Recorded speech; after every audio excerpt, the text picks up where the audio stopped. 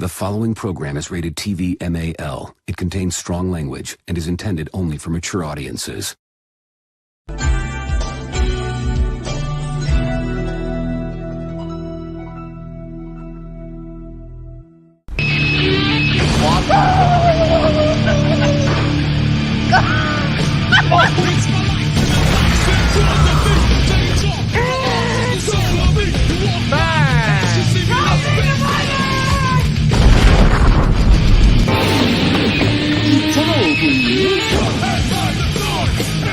Happy birthday! Happy birthday cake! Happy birthday! Pin the tail on the seahorse! Happy birthday! Happy birthday! You know I had to! You know I had to! You know I had to! It's not my birthday! Great, I already got people. Great. Now I need some water. Hey, I know I addressed it on Chilling 3000 2 days ago, but you know what? I have to address it here. Lost is officially turned 20 years old. And yeah, Friends is 30 as well, but I love Friends. But this is not talking about Friends. It's talking about Lost. And Lost means so much to me. There's been so many like anniversary things I've encountered. Like Damon Lindelof, was talking about it on his Instagram and all this other stuff. And where also saw that Hulu uploaded a video that had Jorge Garcia, who plays Hurley. He went to the Disney vaults and, looked at some of the props they used that they still have in the Disney archives. Ooh. And that, Hulu actually made that video. Of course, the documentary is coming out, the Getting Lost documentary, which I think I've mentioned to William before, which I need to get on yes, Blu-ray. you have. I need to get it on Blu-ray. I need to get the whole thing. So wait, I already have the whole thing, but I just don't have the documentary. But Lost means so much to me. I'm glad that also, believe it or not, I saw a tweet. Apparently Jacksepticeye is a Lost fan. I didn't know this until literally 2 days ago. One of those popular YouTubers, and I'm going to hold up the hand. Give me 5 seconds. I'm going into spoiler territory again. Giving you 5 seconds. No, that's not it. This is it. Anyway, Jacksepticeye actually said that, one of the most irritating things about people is, him having to correct people about they weren't dead the whole time. And now I'm dropping the hand. You can mute back up now.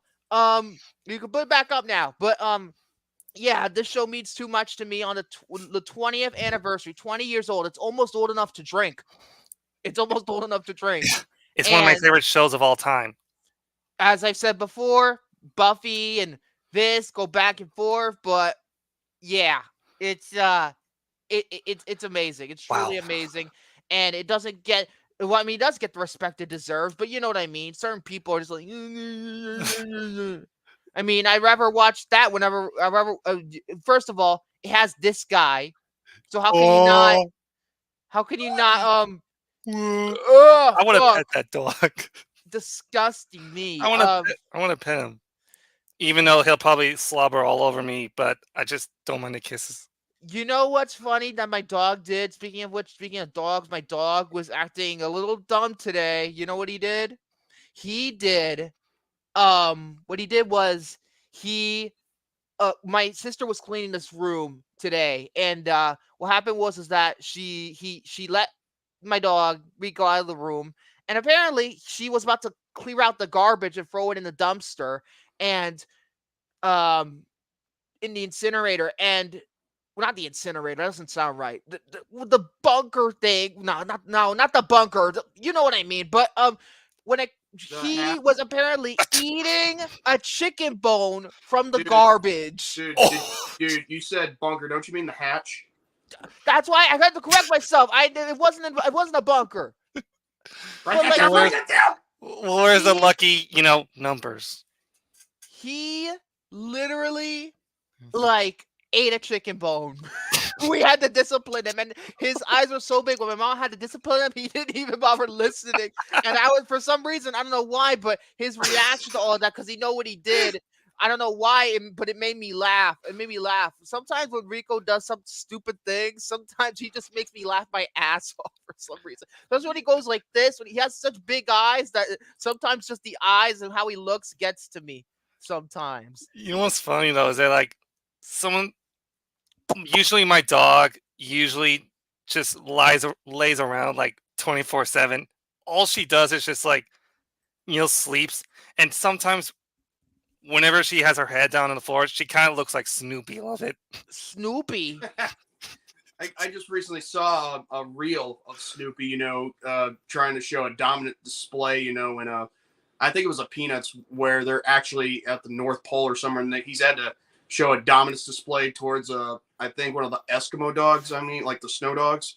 Yeah. Yeah. Look how cute she is. Wait, that's her? Yes, Bailey. Bailey Boop. Oh, okay. She is an English cream golden retriever, and we actually got her from New Jersey. Okay. But anyway, She's a good girl. I have a lot to cover today. Obviously, with the movie we're reviewing, it's gonna be. I'm gonna say this on the air for the record, that if I'm going to apologize not only to my compadres, my co-hosts, if I sound more condescending than usual, and I'm apologizing to the audience. I'm apologizing to the audience because tonight I'm not gonna hold anything back.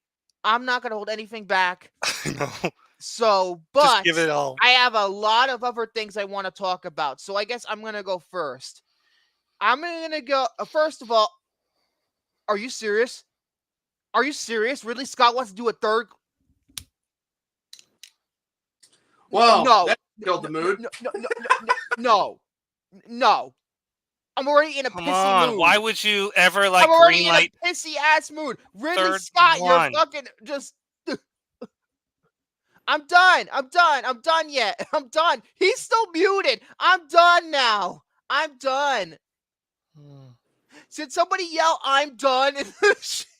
Okay. As you were. The thing is, I have never even fucking seen the Crow reboot. That's the thing. I haven't even seen it yet. Do yourself a favor. Don't. Here's the thing, though. Is it going to be worse than Wicked Prayer? I don't know about that, because I heard Wicked Prayer. That's the dog shit, turd, fuck, cunt, bitch. Damn. But anyway, I'm going to go first, but with a movie review. The movie I saw today.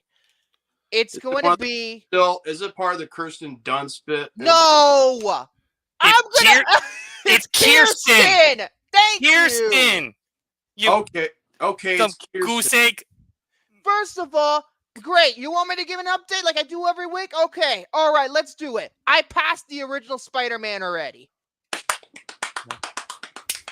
I'm a couple of movies away from 2, obviously, because they were only a 2-year difference. But, obviously, watching that movie again, it just rekindled my love for that damn movie. I fucking love it so much. I think it's one of the greatest superhero movies ever made. Plus, but anyway, the end of the movie where that final swing, as it were, how he lands right, next to that American flag. Well, I think, I think that's one of the greatest final shots to any movie, because that's pretty much a long tracking shot. I think that's literally about a minute. Oh yeah, but here's the thing. There's a reason why he. Yes, I believe.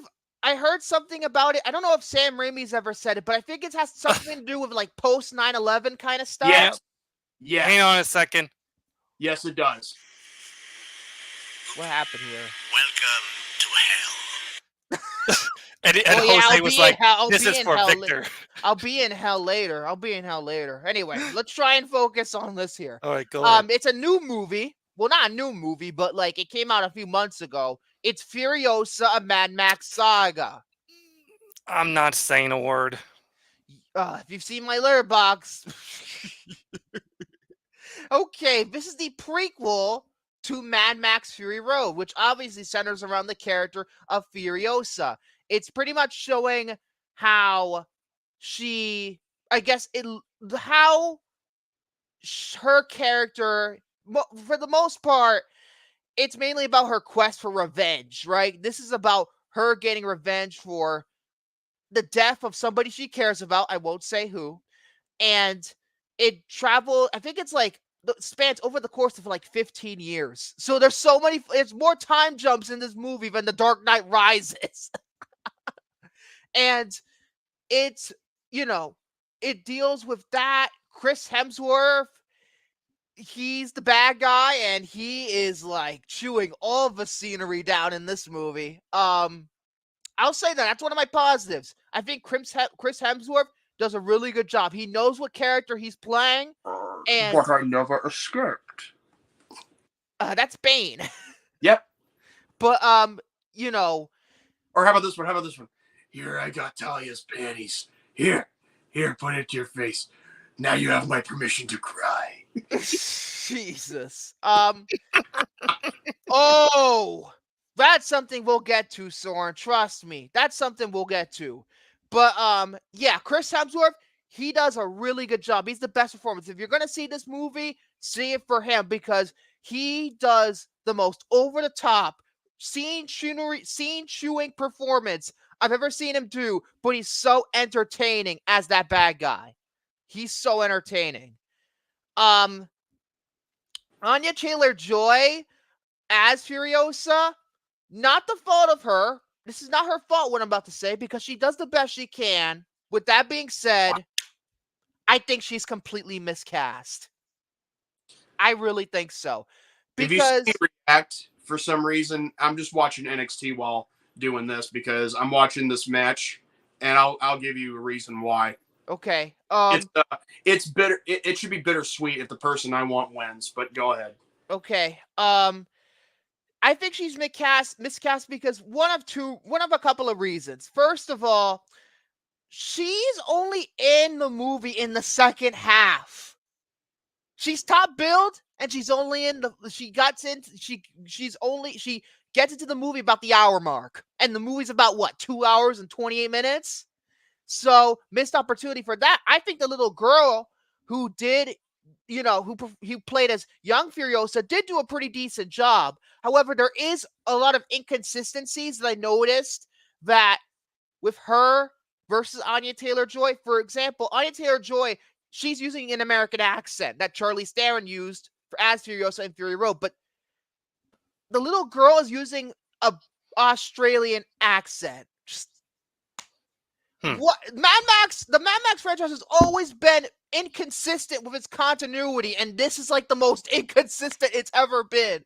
I'm like, geez, but when it comes down to it, I think she does, Anya Taylor-Joy, that is, does the best job she can. But the problem is, I think, one, the character's a little too stoic. Yes, I get it. She was stoic in Fury Road, but show me a little more emotion, please. Secondly, she doesn't have a lot of dialogue, which is a big problem. People are like, oh, George Miller, he just wants to make it all about visual storytelling. What's going on? All right, let me stop you right there. Kalani Jordan just defeated Ren Sinclair, to retain the NXT, women's North American title. Here's the thing. This is bittersweet for me. You know why? Ren Sinclair, formerly known as Maddie Renkowski.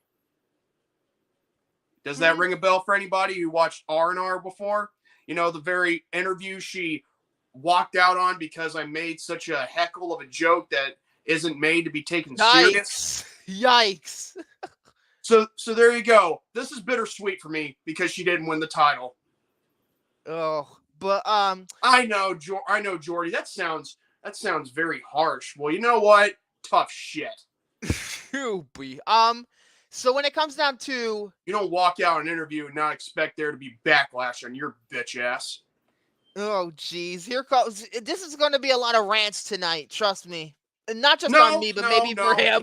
No. That's just it. What you're going to hear from me. Where was I? With Anya Taylor-Joy, right? Was I on her? Yeah. Yep. I think the whole visual storytelling element, I think the fact that she doesn't have a lot of dialogue is a complete disservice to the character. I mean, on her acting, because to me, she just has the same expression on her face the entire movie. it goes to the point where I don't feel like she really got the chance to emote that much. And with dialogue, I can help. But, with visual storytelling can only go so far. If you don't have a good story, which I think this doesn't, I think it's weak as fuck.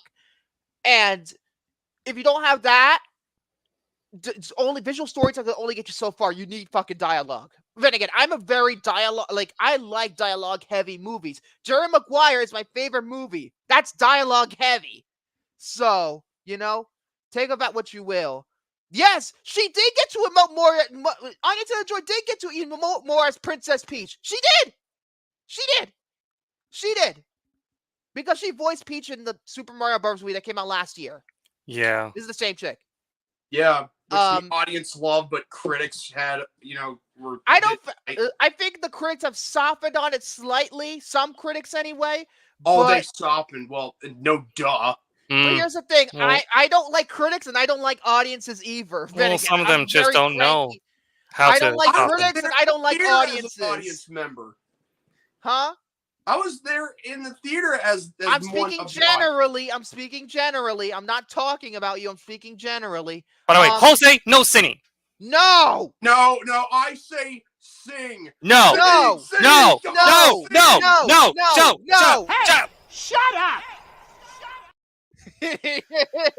No, come on, sing. No, you shut up. No, you shut up. Mr. White Christmas. No. Shut up. Shut up, you freak. Okay, you know what, Jordy? I'm gonna say something mean. Probably with your singing, though, it's almost equivalent to your mispronunciations. And your jokes fall flatter than my mispronunciations. Fuck you. Still, you called me a freak. Well, fuck you. You're more of a freakier to me. Come on. Oh my god. Let's see. Because I only have 2 clips of the Brother Bear joke. I only have 2 clips of that. But yeah.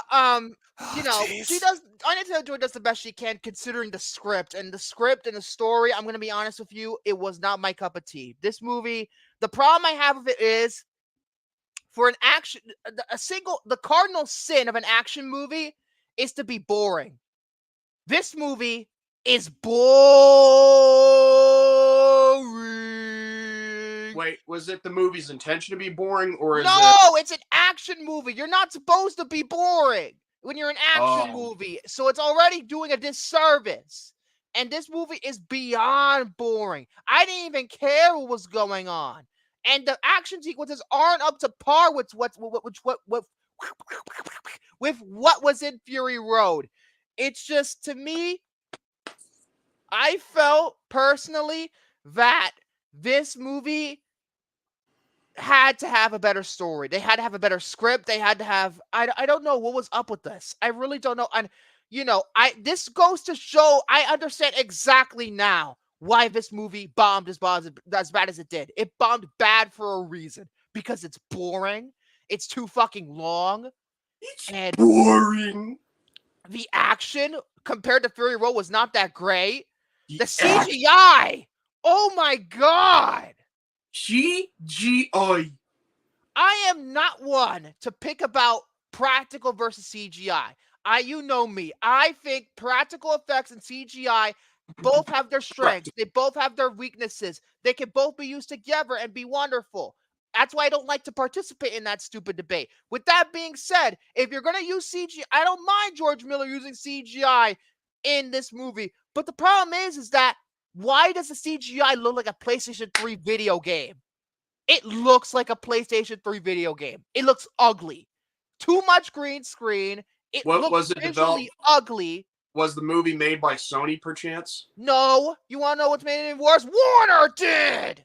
Oh. Well, if it looks like a PS3 video game, then it should have been made by Sony. This is just... They could have probably done a better job with it. I mean, yeah. No, Sony sucks too, but Sony Pictures anyway. But the characters don't get very much development. That goes for pretty much every character to me. It's just like what are you doing? Why are you just meandering? The score? Tom Hulkenberg.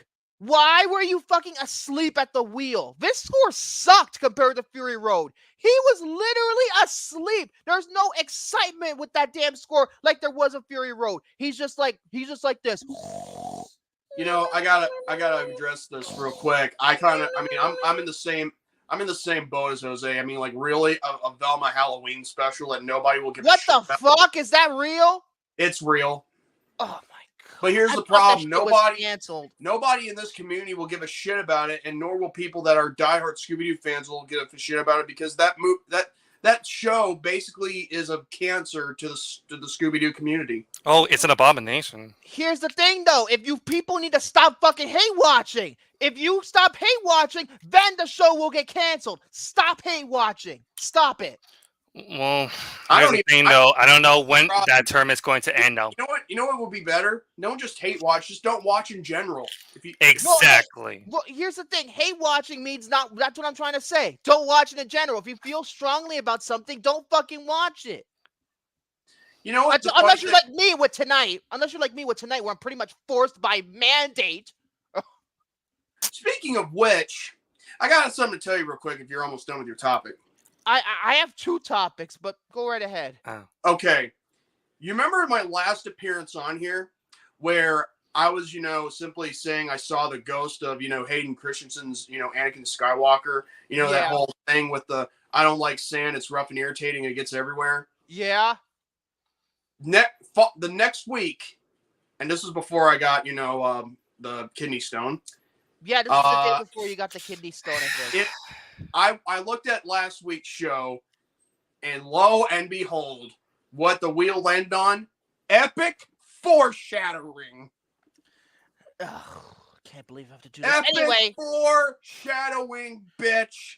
When it comes down to Furiosa, I just feel like this movie is just, to me, feels like this was the wrong direction to take the Mad Max franchise. I'm sorry. I don't want to say it's overrated because this movie is so fucking divisive, but cinephiles want to completely fucking defend this shit. 90% rate on Rotten Tomatoes, I don't agree with that at all. At all. It is, I guess I will call it one of the most overrated films of the year. I'm sorry. This is a 2.5 out of 5. I'm sorry. This is just, to me, a big disappointment. I think they should have just focused on Max again. And with George Miller saying he wants to go back to Max, but here's the thing, he wants to make it a prequel to Fury Road. No! How about we make a sequel after Fury Road? Stop it with the prequel shit. Prequels don't work, which I'm going to explain why tonight. Well, not all prequels are perfect. I mean, when it comes down to this, I feel like with the box office performance that this had, I feel like the Mad Max franchise is over. And if it's not over, it's going to get rebooted in like 15 years. It's just one of these things where I'm disappointed. Doesn't belong here. I'm kind of disappointed that it came to this point, but to me, this movie was just boring. I'm sorry. This movie bored me to tears. Not everybody can, be interested in a movie that bores you to death, So yeah, but the second thing, I tried to make my Furiosa topic short because the next thing I want to talk about, oh boy. What? Let's talk about Megalopolis. Megalopolis? Lionsgate, I'm just saying this now. Wait, 2024 is the biggest L for you. Hold on, time out for a second. Does this have anything to do with that Megamind film? No, it has nothing to do with Megamind. Oh, okay. I say this because not the world premiere, but like the IMAX screenings, there was like an early screening of this fucking piece of shit. Of this yesterday.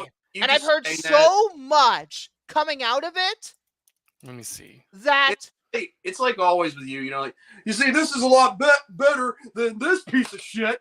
And then we go over here. We got a movie right here that's actually better. More importantly, it's a piece of shit. And then we got this one. Oh, that was a long time ago when I did that, though. Oh. That was about a year and a half ago now. But yeah, if this movie doesn't cause Lionsgate to bomb, nothing will. I feel like, I mean, first of all, before I get going, Never Let Go, another Lionsgate bomb. This is like what? Hunter's laughing at what I did there. This is like 4 fucking times. We need to bring that. To go bankrupt. Maybe for the right movie. He's laughing at what I just did there. Maybe for Attack of the Clones, I'll say other 2002 movies were better than this piece of shit. Maybe I will. Here's the thing here. When we do that film, like I said, I got a plan for tonight. But I will say though, there's only such little to few things I can defend that film. Everything else, I got no shits to give, to try and defend it more. Okay, let's focus now on what we're talking about. Oh, you can agree with me on that one. So I fucking hate Attack of the Clones. You fucking kidding me? Yeah, not you. Oh my god, Jordy, I agree. That's who I was talking to, shithead. Fine. Well, you know who's the real shithead? Francis Ford Coppola. He's the real fucking shithead. No, I'm just saying, like, this is the year, really, that all directors decide to go to their ego trips. Anyway, I'm going to work my way up. I'm going to try and work my way up from what I've been hearing about this. What are they going to do now? Are they going to tie knots, which probably look like testicles at the end? Oh, I cannot imagine those laces being replaced with freaking tentacles on the fucking shoes. So no, not testicles. I'm talking that looks like testicles. So I got nothing. I got nothing. I got nothing. Oh great, my computer decided to freeze. There you go. Go ahead with okay. Your thing. So like I said before, the IMAX early screenings were yesterday and a bunch of other locations, but primarily I'm seeing the ones in terms of Letterboxd reviews that I'm reading now. A lot of them were in New York in the IMAX and AMC East 23rd Street. I think that's what it is. I think I may know which one you're referring to. Careful, everyone. When he thinks it's a bad thing. Is it East 23rd it's on? Oh, I think it's on 19th. It's on 19th. Oh, 19th. Yeah. It's on 19th. I apologize. Or is it 30th? Yeah, 34th Street or 19th Street. Anyway, there was a live Q&A before the movie started, which had director Francis Ford Coppola. He also invited a couple of other people, Spike Lee, Robert De Niro, and one other person. I can't remember who it is right now. Who is it? I think it was another person.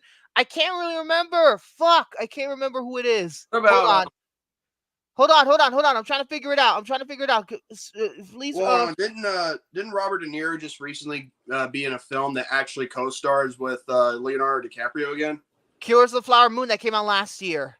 Yeah, I was thinking about that for some reason. This is not nothing to do with that. It's actually a better movie than this piece of shit. But there was another person. I can't quite remember who it was. But anyway, there was a Q&A, and this Q&A apparently went so bad.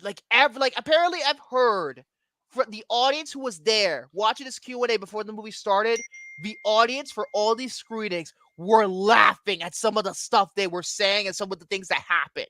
Oh. First and foremost, Francis Ford Coppola didn't answer a single movie-related question that he was asked. It's a Q&A. You're supposed to answer the questions, yet he goes on to 15-minute ramblings about the fall of Rome and pretentious rambling bullshit. He's up his own ass now. Hold up. What does Rome have to do, with, because Megalopolis has to, the thematic material, it's like he compares it to the fall of Rome. Yeah, but here's the thing, though. Go ahead. Here's the thing, Jordy. And Victor too. If you're gonna be hosting a Q&A thing before the showing, just answer the damn questions. Don't go into a 15-minute ramble question. Here's the problem. You know what? That reminds me of what Victor just explained. It kind of reminds me of Tony Khan at a media scrum. Yeah, he's just like Did you not see the media scrum he did at the All Out media scrum? No, I'm not. No, I didn't. I am not into AEW right now. Well, obviously you're not into AEW. I just asked you a question. I'm not saying you. No, I didn't hear about Jim Cornette actually, him and his co-host on the Jim Cornette Experience, recently covered the thing that that Tony Khan did about a question regarding the AEW, and for some reason it felt like he was rambling on, mumbling on for no damn reason about how the product's doing, how everyone is backstage, and how it's better than compared to last year. And I'm like, oh, so you're really gonna throw CM Punk under the bus on that one? Good. Oh yeah, keep giving him attention, because that's the only reason why it's relevant, because they keep giving him so much, like what's that word I'm looking for? Oh yeah, it's called clout. Yeah, and also here's another thing that Coppola said in this Q&A. He said, and I quote from a review on Letterboxd I'm seeing at the moment, he said, quote, "I was the first person to do sequels." What? Wait, stop right there. What? Stop. Who? Wait, what? Say that again. He said, "I was the first person to do sequels." What the Okay, here's a question for you, Francis. That's Ford Coppola. laughable. Name one other the first person who did sequels. Name me one. These motherfuckers don't understand. Like, Exactly. There's been Here's the so thing, though. There have been many sequels. Oh, to- yeah. Yes, but there have been many from- sequels even before The Godfather Part 2, Coppola. Come on. Yeah. Yeah, but there's also been sequels for The Godfather, Star Wars. Yes, but like he said, he was the Back first. to the Future, Jurassic Park. Here's the thing, though. He said I was the because what he means by that is that he thinks that The Godfather Part 2, which came out in 1974, 74, that was the first sequel ever made. That I was the first person to do sequels. Yeah, you don't remember the fucking sequel to Davy Crockett, motherfucker? There's also Toy Story and also Cars. I know, shocking. No, he literally said I was the first person to Bride do of Frankenstein. Not That's what Soren said. Yes, there was James Bond sequels even before The Godfather Part 2. They got From Russia with Love, Goldfinger. Let's not forget about The Fast and the Furious. Yeah, but I'm talking about pre-1974 here. And let's not mention James Whale's Bride of Frankenstein. Yes, Bride of Frankenstein. That was in 1935. The Hammer horror films, the Universal monster classics. You are so full of shit, Coppola. You're so full of shit. And you know what? Another thing that was funny too. You know what's funny? Okay. Here we go. Apparently, this happened for real. Spike Lee fell out of his chair during the live Q&A. He fell from his chair. He was like, whoop! He fell from his chair. No. He fell more hotter on his chair than Gary. I was gonna say, like, so did he suddenly move to Buffalo or something? Whatever. I mean, Spike Lee is a by Knicks the way, fan. the word of the week, just like the word of the day yesterday, is ukulele. Also, apparently, from what I understand, Spike Lee was roasting Coppola indirectly the entire time. He was just comically being a comic relief, being a comedic jackass. And that was a year making ago. Making fun of him the entire time, which sounds hilarious. But yeah, this just sounds like... And that's just a Q&A! That's just a Q&A! I haven't even gotten to the movie yet! This sounds redonkulous more than anything. Redonkulous? Oh, great. You're going to turn to Chris Collinsworth when he said redonkulous on Sunday Night Football 2 weeks ago? Cringy-ass Collinsworth. That's a story for another time. Fucking I probably did. Piece of shit. When we get to the actual movie... Speaking of college football, I think I'm going to probably hear my dad chant and, shout, I'm talking about the NFL, not college football. Yeah, but I'm talking about Saturday Night Football for college. I mean, and also NFL in general. Yeah, but when it comes down to the actual movie, guys, some of the details that I've heard about this movie, oh my god. Okay, Tanner also says when the ice cream falls out of your Yes, cone. They literally, that's another thing. I hate.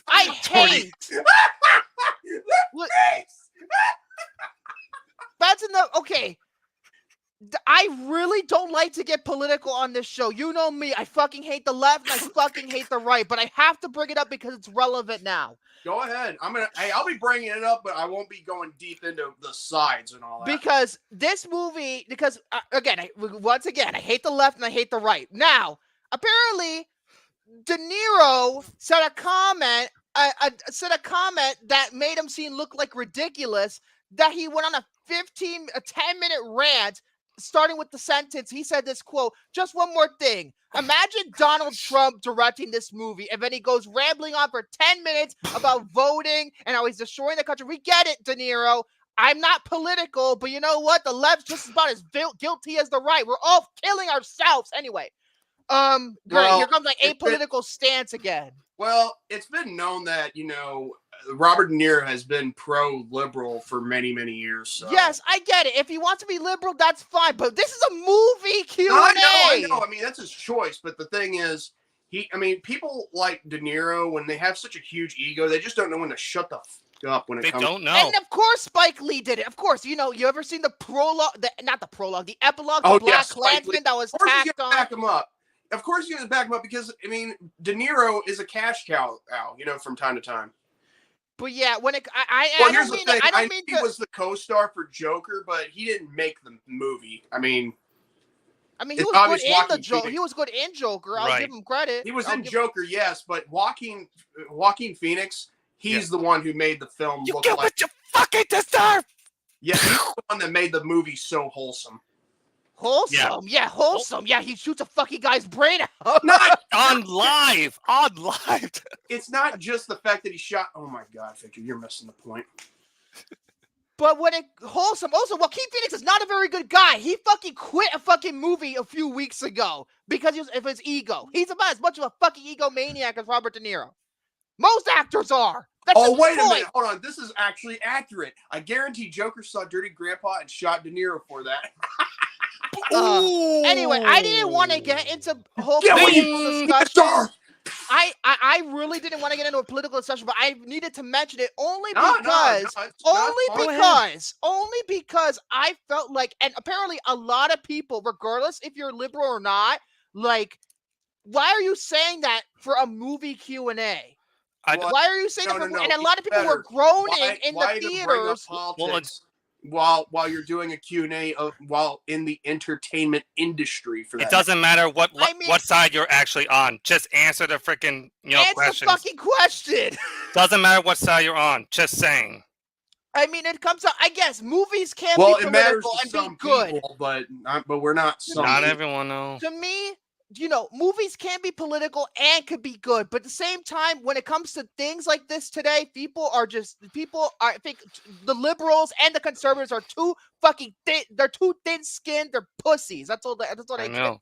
Anyway, I know. Anyway, that's another thing I wanted to mention. Now we're going to the actual movie. Now, this is some of the things that happen in the actual movie. Okay, there is a line, 2 lines in the movie. This is legitimately what they crossed the line. They fucking nuked it, just like in the is that from the Fanatic? Yeah, they fucking nuked it. So they do cross the line. But this is 2 lines from the movie there's an exchange. One guy goes, "Pick up my hat," and the other guy goes, and I shit you not, this is actually in the movie. Quote, "What do you think of this boner I got?" What?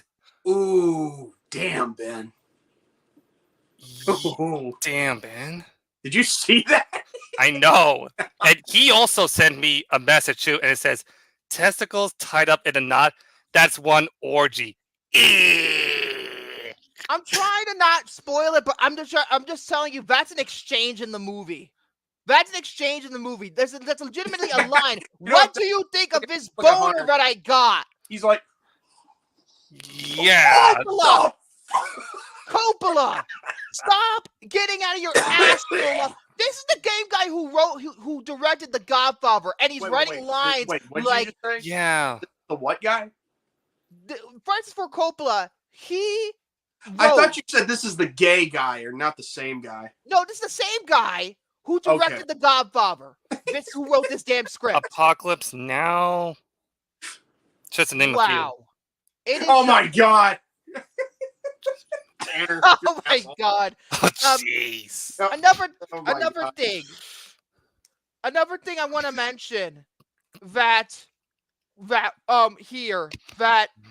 apparently a lot of people have said that this movie is so bad, it gave him vibes of The Room. I shit you not. People were comparing this to The Room and to Neil Breen movies. You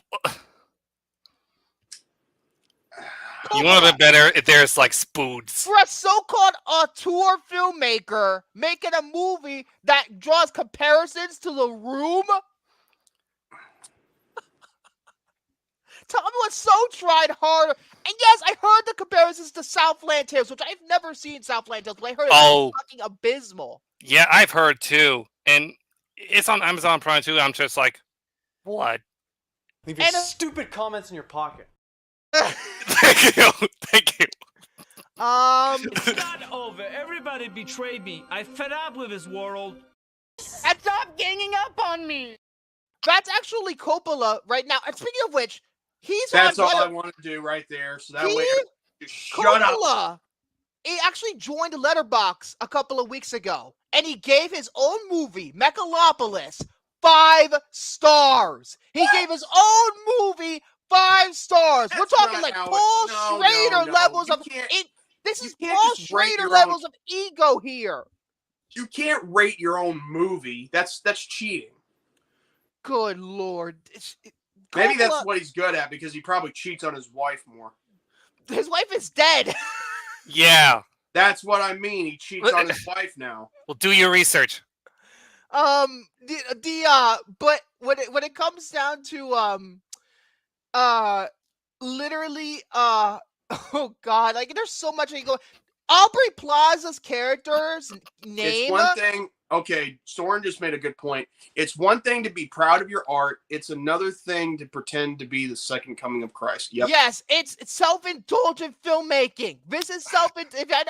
Oh, there's one more. There's a couple other things. First of all, what I wanted to mention before, Aubrey Plaza's character. Well, her name, you can send my condolences, but the person is an egotistical prick. Francis Ford Coppola is an egotistical prick. There's just no going about it. He has been throughout this entire year. Since 2019, arguably. Hey, well, 5 years then. By the way, Dragon, just so you know, if you watch the same movie that he had to watch and review, if you like this movie, then there is no saving you from the afterlife. Because you'll be going to hell. Like, seriously. God damn it, Jordy, I was about to say the same thing. I was about to say the same thing. Okay. Aubrey Plaza's character's name in this movie, I shit you not, this is her name in the movie, Wow Platinum. First name Wow, last name Platinum. Her name is Wow Platinum. Who comes up with names like this? What kind of pretentious name is that? What does it even mean? I don't even know if it's even pretentious. What does it even mean? What does it mean? What does it freaking mean? What do the numbers mean? What do the numbers mean? What does it mean? My God, just unbelievable. Like what? Even porn stars would laugh their asses off. Yes! I bet you would. I bet you $1 million. A lot of porn stars will be laughing their asses off. Just I bet they did when they saw Alexis, Texas. You know? I bet they did the same thing when they saw those sex scenes for The Room. Like it's there's another thing too that happened in a lot of screens. Here we go. This actually happened. There is Tyler Calver and I were on Chilling 3000 last Sunday when we were talking about football, and he rang this up to me. So I'm going to share this information with you now. Thank you, Tyler, if you're watching. I appreciate this information. There is a moment in this movie where in the theater that you're watching the movie at, there is a paid actor. And there's a moment in the movie where this paid actor comes up on the screen. It comes up in the middle of the screen, in the middle of the audience, has cue cards, and asks Adam Driver's character questions. Yes, he's literally talking to the movie. What is this self-indulgent shit? What is this self-indulgent shit where you got some guy comes up on the middle of the goddamn screen? And apparently at one screening, they had to get the fucking ticket taker and the movie theater to do the lines because there was no paid actor that day. What kind of self-indulgent, pretentious bullshit is this? This is a movie that kills careers. Your guess is as good as mine, Victor. Yeah, he's killing it with his career, of course. Oh my god! Like seriously, like why? Like, and it's like a fucking and apparently, like most of the dialogue, like Adam Driver is trying to sound all Shakespearean and shit. I'm just like, dude, this is just like. Wow. Again, the whole boner line is enough to me to prove to you What that did you this say? movie's Wait, gonna boner fucking bomb. Yeah. Oh my god, I didn't know there was a boner line. That's something that Ben would appreciate. Yeah, good luck putting this part in the DVD releases, Francis. What? Somebody's gonna bring it to my house when they watch it? Jordy, watch when Ben makes a freaking boner joke about it. Yeah, I can see that coming. I know guys like him. Yeah, imagine that. That's true. That's true. If I watch Megalopolis for a rant, is somebody gonna break in my house when I'm watching it online and break into my house and read off the lines? It would be like the lines. I can't. And there's also another line where Aubrey Plaza says, "Fuck stupid Megalopolis. Ain't that the truth?" She says it's in the actual movie. And apparently I've heard most of the performances, particularly Adam Driver, Aubrey Plaza, John Voight, I heard is embarrassing in it. The chick who played Ramsey in the Fast and Furious movies is in this. Apparently, she's the worst performance, which is shockingly bad, apparently. And it's just like, what the fuck is this? What the? And apparently, the CGI for a movie that cost $120 million to make looks like it was made on $5. Like it was about as bad as Madam Web CGI. Like it looks like it was made on $5. Oh yeah, Shia LaBeouf. He got canceled a long time ago. Yeah, he's in that shit. You know what's so funny? When we were at Walmart last week, when we got to Pigeon Forge, I saw a physical copy. You know, like in the aisle I was in looking for electronics. That there was a physical copy of Madam Web. And you know what? I told my dad that movie's got such there's a lot of bad stuff being said about the film. You know, he said I heard about that, and I tend to agree. And I was Madam Web. My dad is aware of what is and what's not right with certain movies. Yes, but I feel like if Madam Web, if this movie beats Madam Web as my worst movie of the year, I don't know what I'm gonna do. I really don't know what I'm gonna do. I don't know. And it's to the point where, apparently there's I won't say like there's a baby, like there's a scene. Oh, by the way, where there's a scene where Amazon Prime. Yeah. They get to host Thursday Night Football. That means more ratings for us on R&R. Thursday Night Football, aka one of the weakest links in the history of television. But it's so boring. Anyway, when it comes down to a certain scene, there's apparently like somebody in the movie is having a baby. They're talking about baby names, and apparently, if the baby, they said if the baby is a boy, if this certain baby is a boy, they're going to name this kid Francis. Wow! Talk about self-indulgent, pretentious, egomaniac tripe. And apparently, this baby is I haven't been able to confirm this, but it might be a CGI baby to make matters worse. A CGI baby? Oh, shit. And the baby's name, if it's a boy, is Francis. Wait a minute. Wait a minute. Hold on. But if it's a girl, is it going to be named Francine? No, I thought it was like some really pretentious. I forget what. I saw a review that had the female name, but it's not much better. What is it? I need to find it. Give me one moment, please. I'm trying to figure it out. Oh God, I saw a review. I'm looking because I'm trying to look at all these reviews so I can, make everything. Hold on. Give me 1 second. You're gonna have to give me a moment because everybody, hold on. What am I hearing? This is a disaster. This is an absolute disaster. Like, and to the point where I believe nobody in this cast is promoting a movie. Nobody is. I would not be surprised. Like, I think one of the last few times that an actor doesn't want to promote the movie. I think it was, correct me if I'm wrong, Channing Tatum did not promote Jupiter Ascending, I believe, right? I don't really remember. That's what I remember, I think. You know, if an actor doesn't promote a movie that he or she is in, you know that it's got to be bad. I mean, come the fuck on. More like a mega disaster, more like it. God, where is this fucking bullshit name? I'm trying to find it. You're gonna pain in the ass. Come on.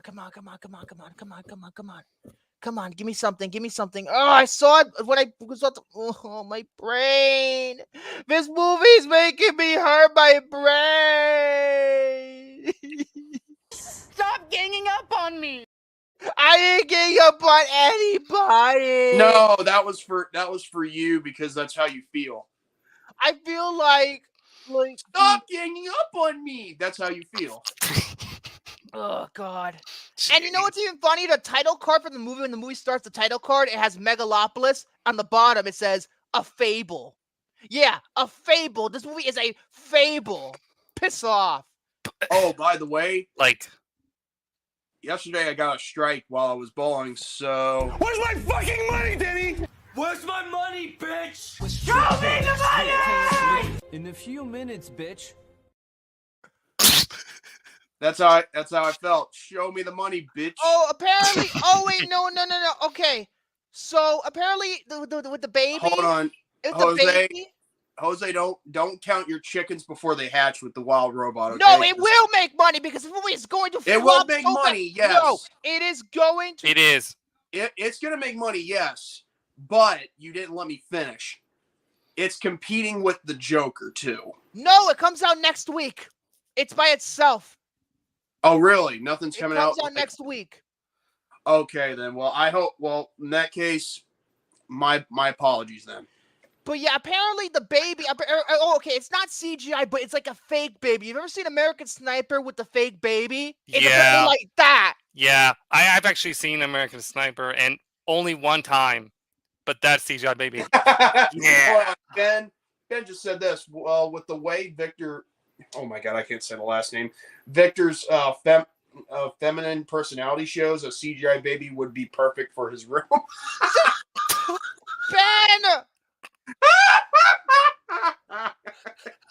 No, I'm gonna laugh. I'm just gonna do a laughter that's similar to freaking Lester, from GTA 5 with his scream. Yeah. Yeah, I know American Sniper is a better movie, but I'm talking about like the fake baby in the movie. Like, you notice the fake baby? That's what I'm referring to. But it's just one of these things where it's just like, what the fuck? I'm trying to figure out what the fucking what the girl's name was. Oh, one thing I can mention right now. Apparently, you know what's even funnier? A lot of people have said this when the movie ends and there's a dedication to somebody. And a lot of people were groaning, and some of them were laughing that this movie was dedicated to his late wife. Yes, Francis Ford Coppola dedicated this piece of shit egomaniac project to his dead wife. I wonder what... What a gift! What a gift! What a gift! I wonder what she is thinking when she is up in heaven. What a tribute. It's just it says in memorial or in memory of this, and apparently, why would you dedicate a self-indulgent ego project to your? I don't get it. I'm gonna repeat myself again. I wonder what is she's thinking above the heavens. I wonder what, Francis, what are you doing? Maybe she's rolling in her grave as we speak. What the fuck? I mean, I thought Zack Snyder was self-indulgent. Jesus Christ. And the ego.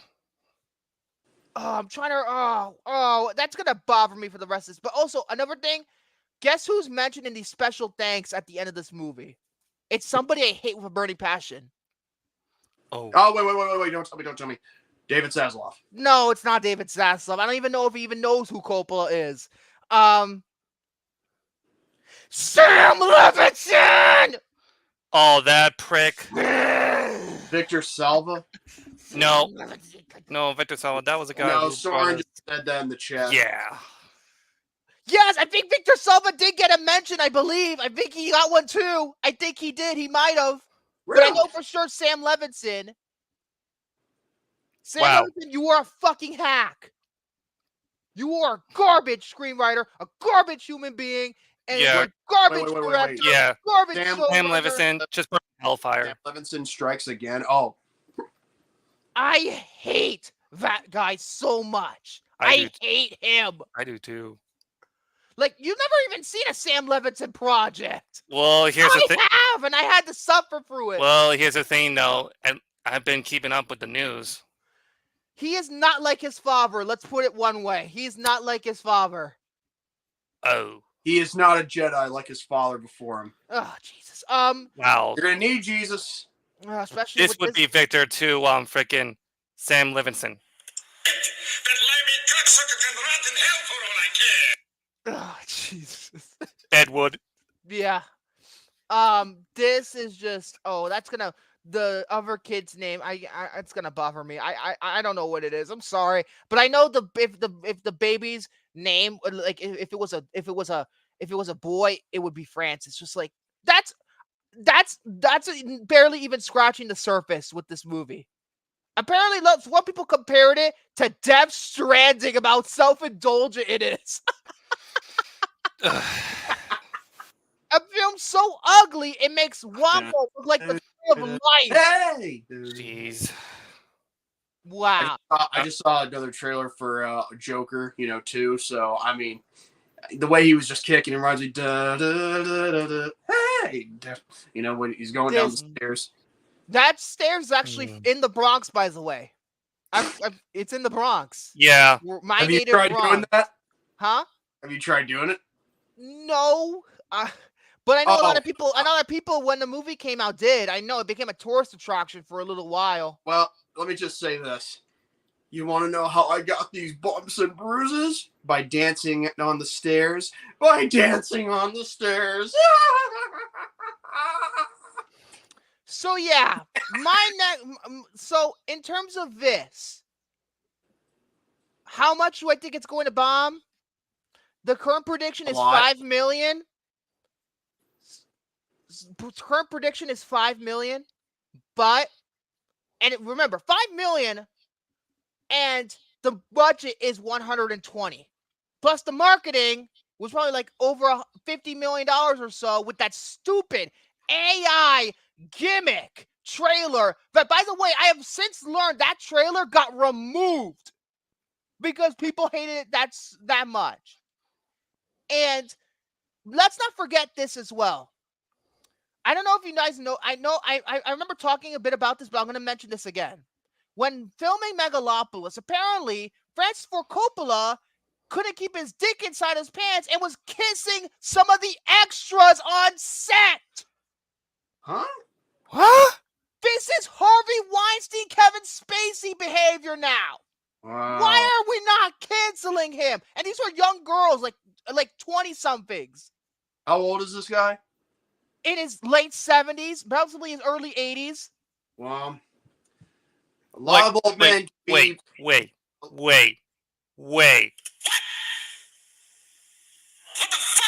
He's a lot of old men, who like, doing that. 85? 85? Hey, he's 85? What? He's 85 years old and he's doing that shit. Honestly. And he can probably get away from that shit.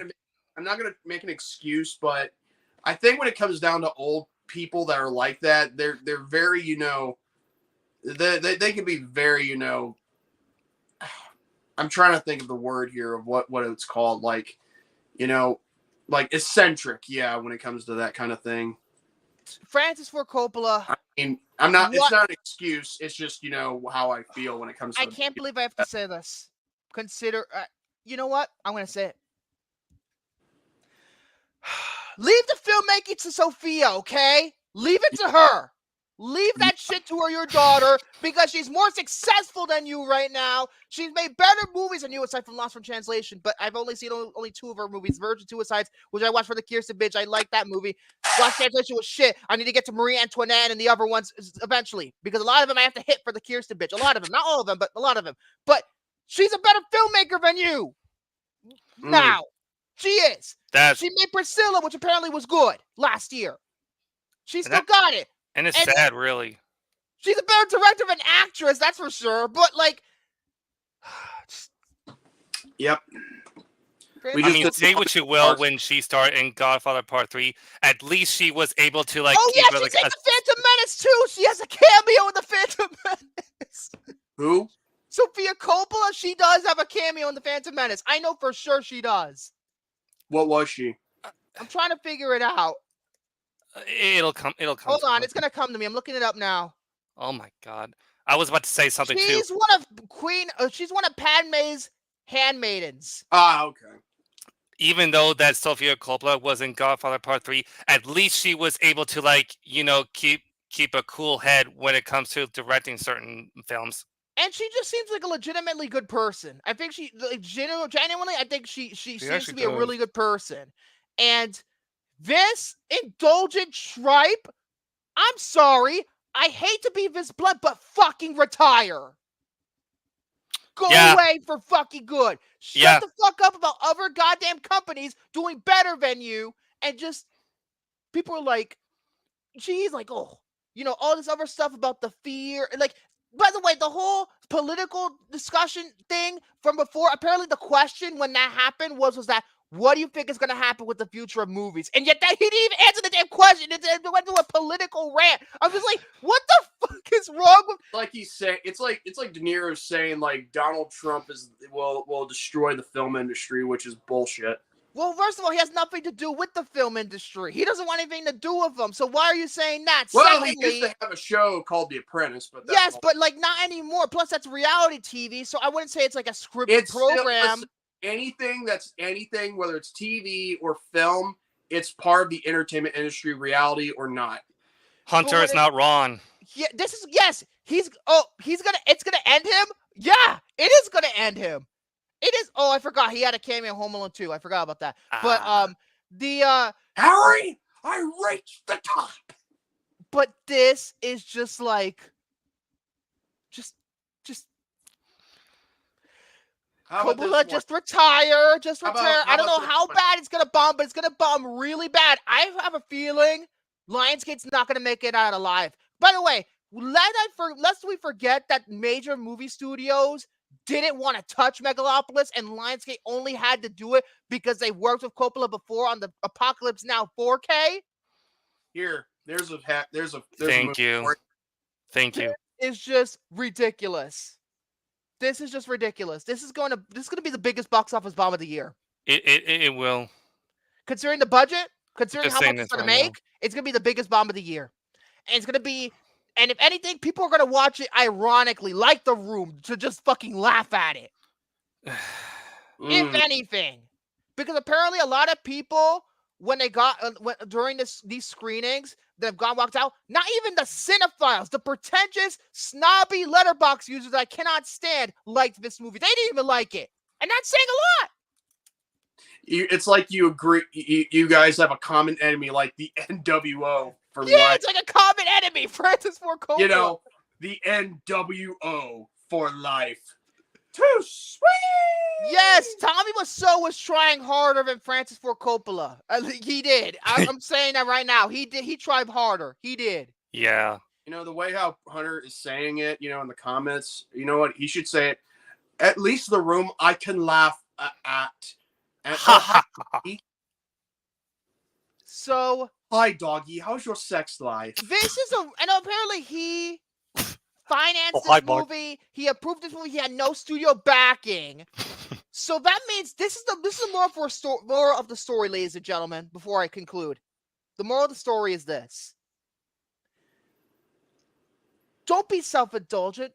Don't be this overhyped tripe. Like when it comes down to stuff like this, you need a studio to back you up. You need a studio to give you notes, because if they don't give you notes, sometimes I'm one person. I hate studio interference. Okay, but sometimes studio interference can make a movie better. Sometimes the studio does want to legitimately make a good movie and help out the filmmaker in any ways possible. Sometimes it's not the case. Say like the Tom Rothman era at Fox, but this is the reason that he made this movie completely by himself. He sold his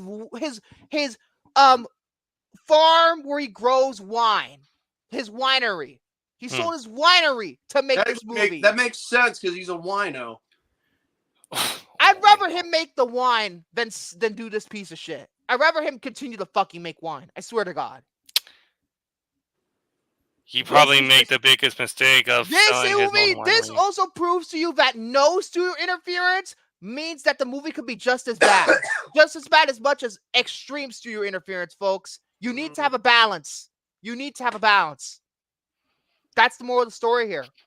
Yep. Megalopolis, go fuck yourself. I hope you burn and bomb so bad where nobody fucking shows up to see it. And I hope that those paid actors who are gonna go up there and and read the cue cards to speak to Adam Driver during one scene in the movie, I feel bad for them.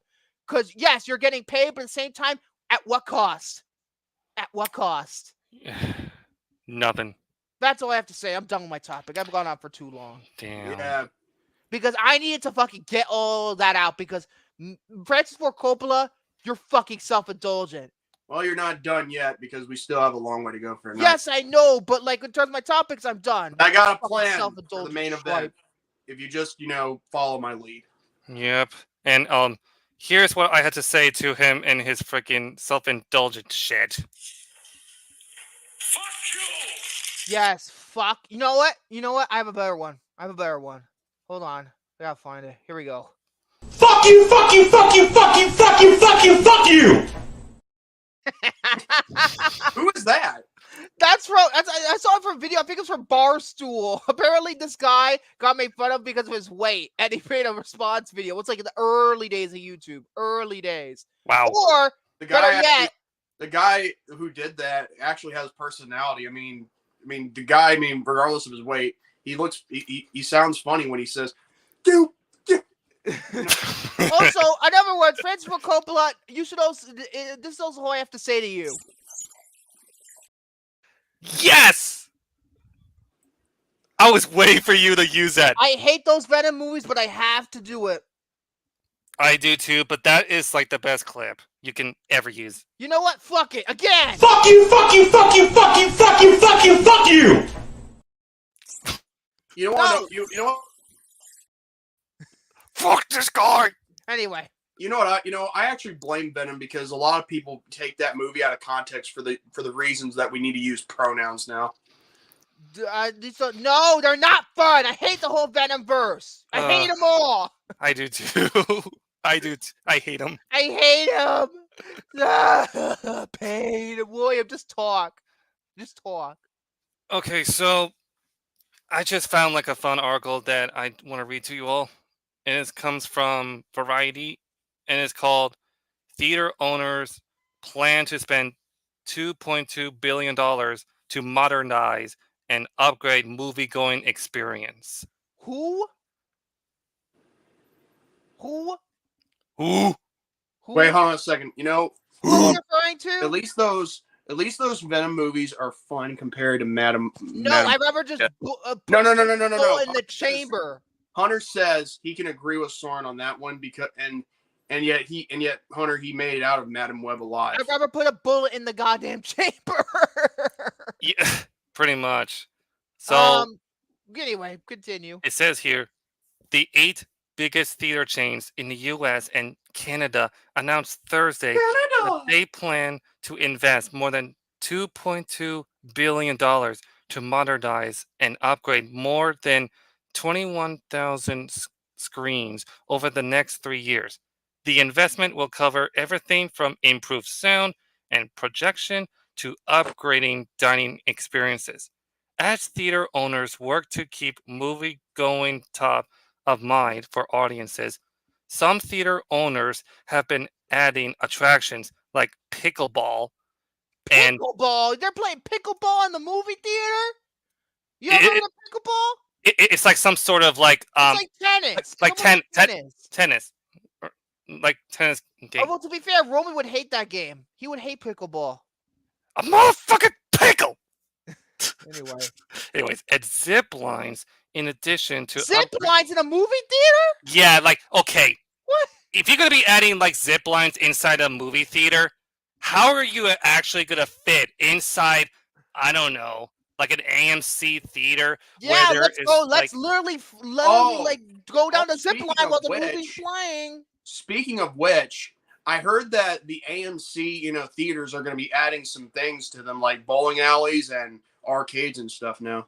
Arcades I can understand, but AMC having bowling alleys? That's what I heard. Bizarre.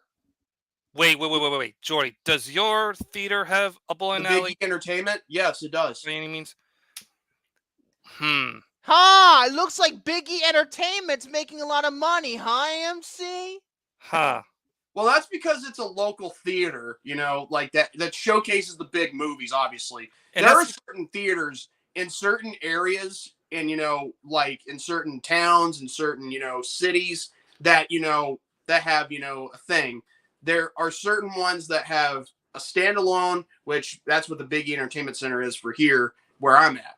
But here's the thing, though, too. Like, if you're going to be adding, like I said, if you're going to be adding, like, zip lines inside a movie theater, how would you ever fit? More importantly, how are you going to actually place those big-ass zip lines? At the same time, this is me personally, I want to go to a movie theater to watch a movie. I'm not here to bowl. I'm not here to bowl. If I want to go to bowling, I go to the bowling alley. Here's my take on it.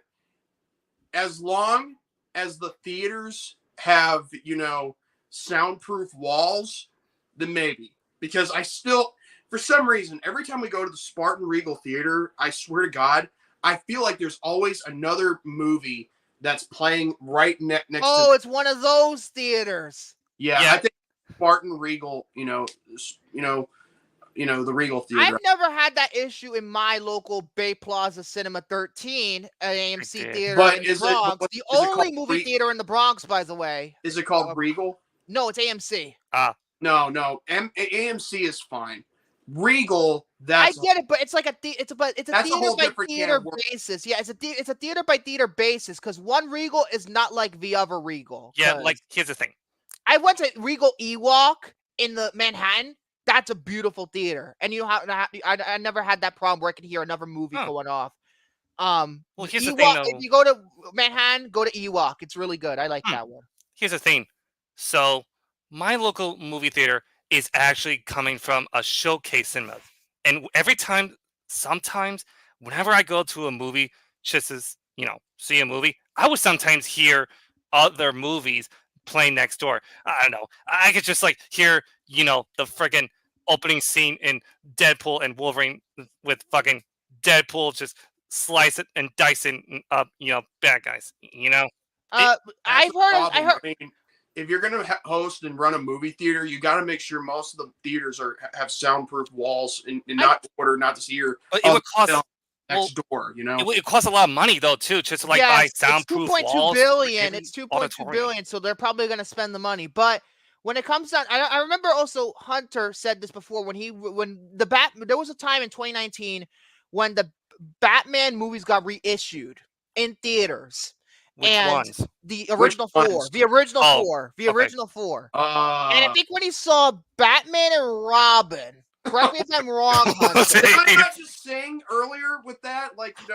He's Mr. White Christmas? Come on, dude. Anyway, the point is that either Batman Forever or Batman and Robin, I can't remember which, he could hear Avengers Endgame blaring in the background. Okay, I got a fun story about Batman and Robin. My uncle, who I love, he walked out of Batman and Robin 5 minutes in. He did. He literally did. He watched the freaking bat nipples and bat asses, and he could not handle it anymore. He walked out 5 minutes in. Let me guess. It was because of the cheesy comedy and the puns. Oh my God! Correct. It was Batman and Batman Returns. It wasn't Batman Forever or Batman and Robin. Excuse-moi. Anyway, dig the car. This Yeah, is why chicks need to Superman call. works alone. I'm afraid you'll have to die. That's the only clip I have. Robin. Hey, by the way, check the form. I sent you guys a gift.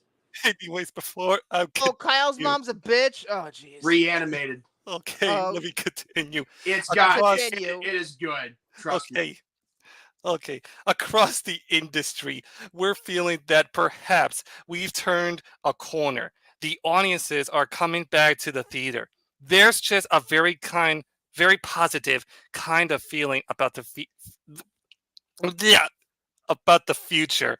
Michael O'Leary said, who is the president and CEO of the National Association of Theater Owners, told Variety. The upgrade plans come at the after effects of the pandemic, and Hollywood strikes continue to affect the exhibition business, with summer box office totals running about 13% below last year.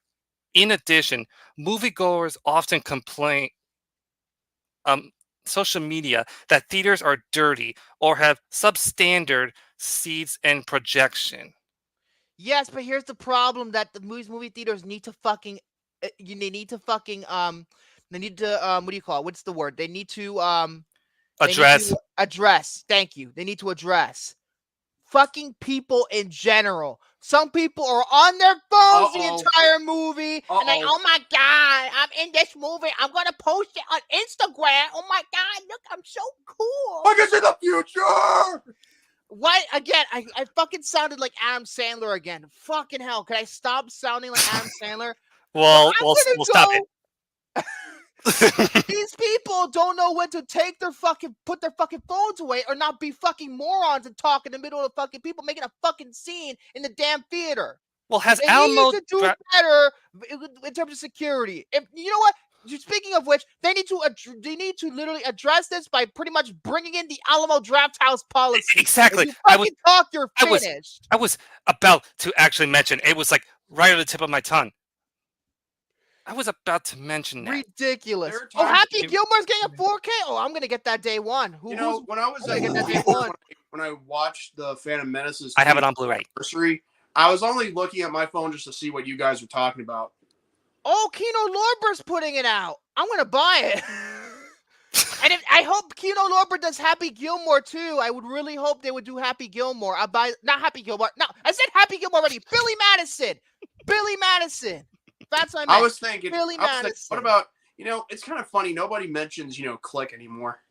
I mean, that's Sony's business. They can put out the 4K themselves. Mm-hmm. Yeah, but I feel like a lot of movie theaters really need to like really listen up in order to like give out better movie theater experiences with people not being like on their phones, because let's face it, technology, as much as I do admire it, I feel like they need to like start acting like the Alamo Draft House, like you said, like there will be some security just to watch over the audience. Yeah, exactly. Because I've been to my local, my showcase theater. Like I said, there were a few times where, I would see some scenes in the theater and cause an unnecessary scene. And I'm just like, oh, come on. Why do you have to like ruin the experience for me? Yeah, it's just crazy. Speaking of Sony, these motherfuckers, they never put out Charlie's Angels Full Throttle on 4K. I've said it for years. I wanted it. And now, guess what? I don't know what I did. I mean, I know what I did, but they're putting out the 1994 Little Women out on 4K later this year. I'm just like, did I cause that because Kirsten's in it? Did I cause that? Did I do that? That's my Urkel impression. You probably sound like Sandy Cheeks or something. No, I do not sound like Sandy Cheeks. I'm warning you, SpongeBob. Say hi, yo. What's this all about? Hold on. I'm trying to find something. There's Barney. I love you. You love me. A jogger has giant boobies. Okay, that's funny. Okay, that's funny. Like, I don't make the Hulk angry. You won't like him when he's angry.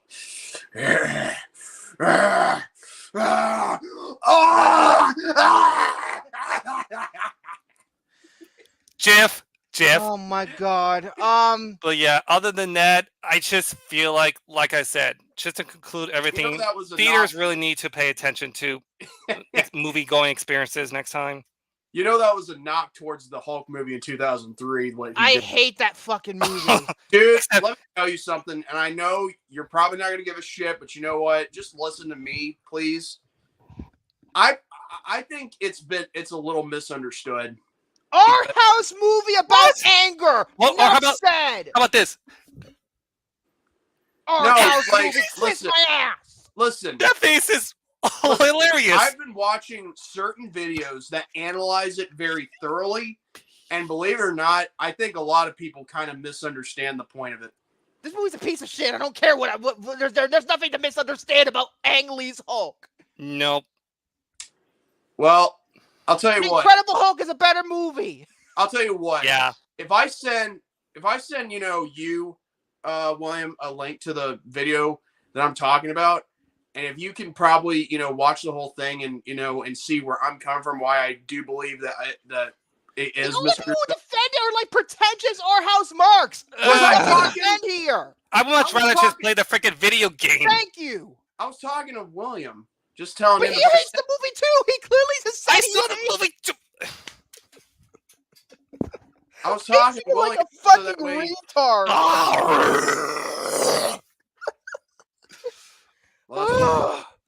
Okay.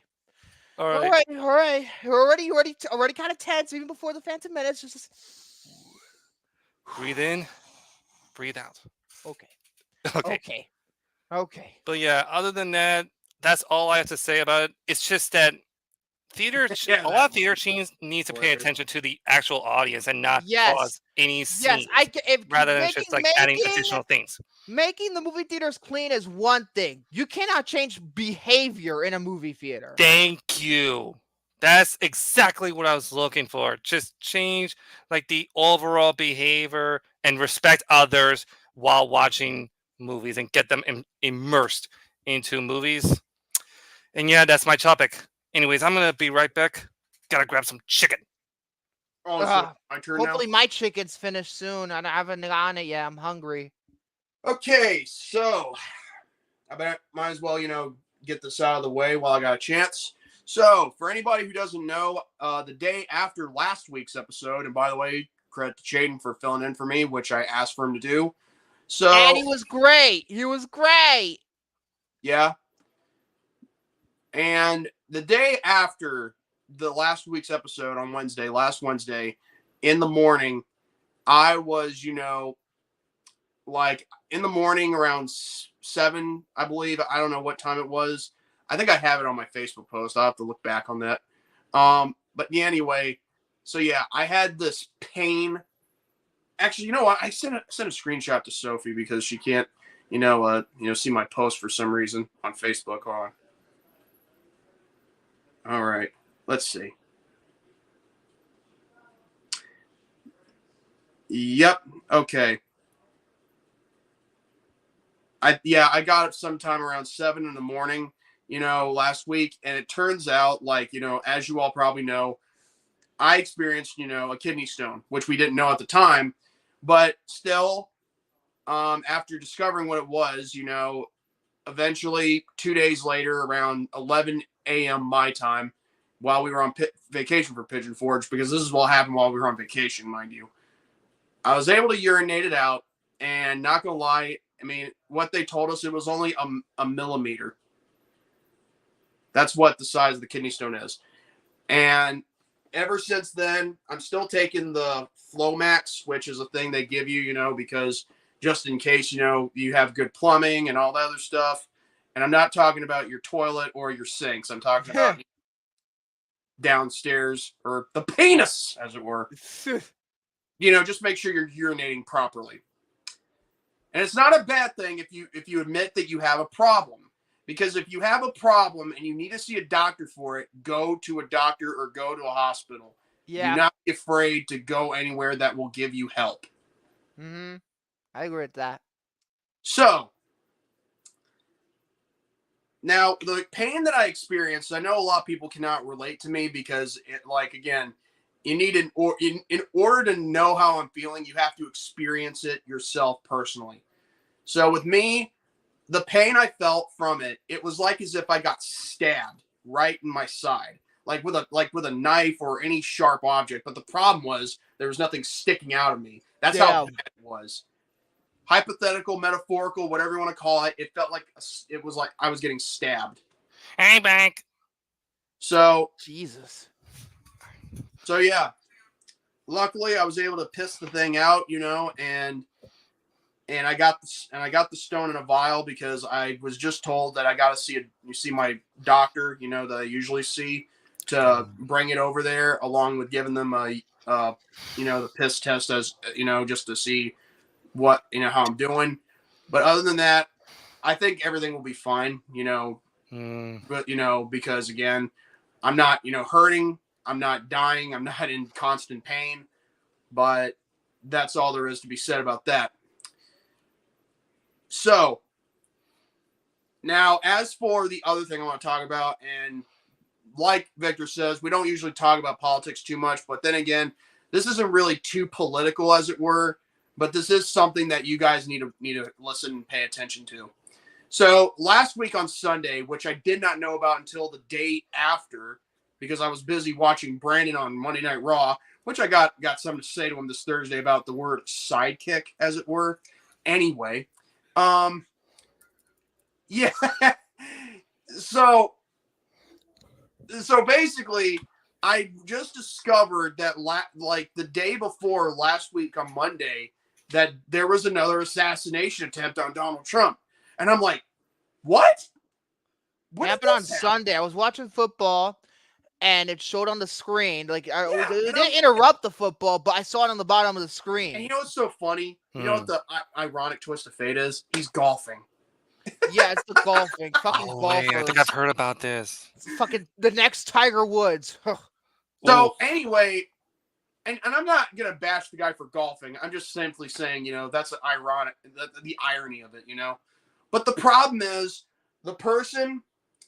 the guy who tried to do the assassination goes by the name of Ryan Wesley Routh. I think that's how it's pronounced.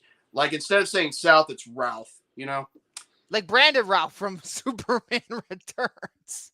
Well, pretty much, if you want to go that route. However, there is a thing here. Why is this guy, what's so important about this guy?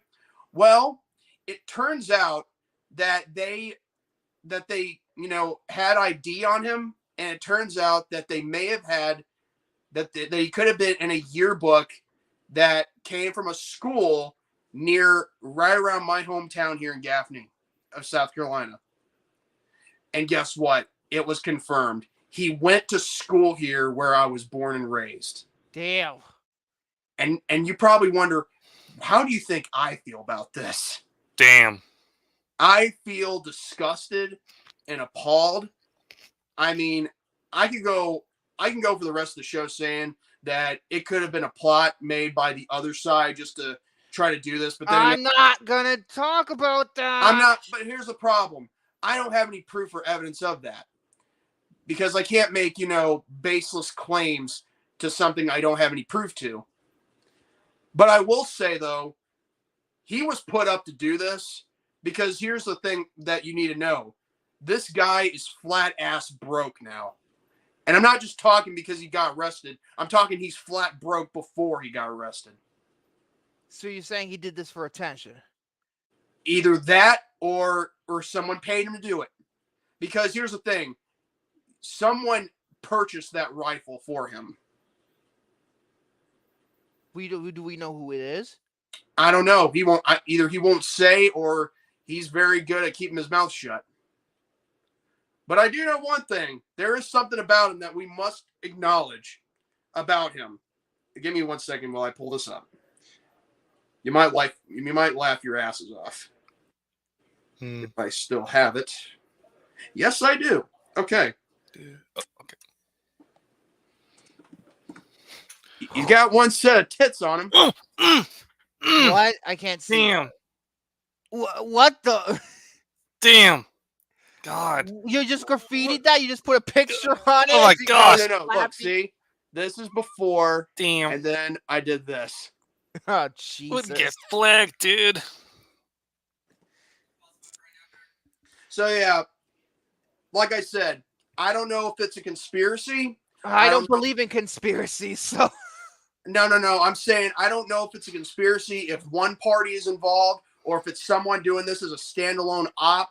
But I do know that this whole, assassinating Trump thing, it's got to stop, okay? Like, say what you want about the guy. You're entitled to your opinion. Yes, I never said the guy should get killed or assassinated. Not you. I'm talking about anybody in general.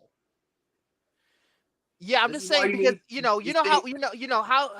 I'm just saying I feel how I feel politically, rather anti-politically, because fuck the left and fuck the right. But I wouldn't say somebody deserves to die. I wouldn't say that.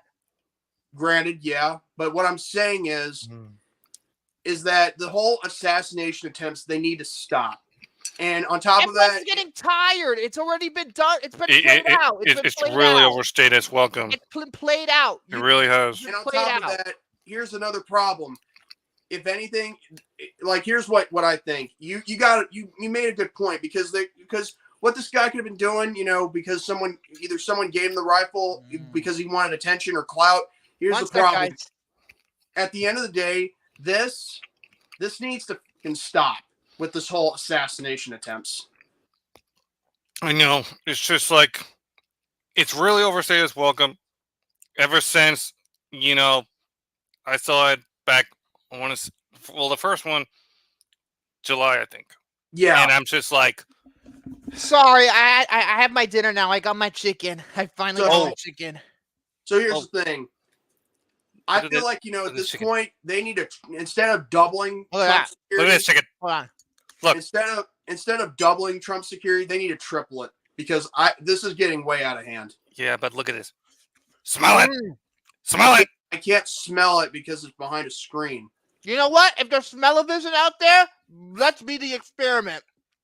There's no need for smell-o-vision because if we do that, then this whole world will be, dead in the water. I mean, AI is taking over everything. So what's that? I'm not talking about AI. I'm talking about smell-o-vision. I'm not talking about AI. This is why you have to be AI. No. This is why a lot of people call you cheap, Victor, because you can't pay attention. Well, first of all, the views I express are mine. You don't have to agree with it, but they're mine. I was talking about AI and oh my god. What?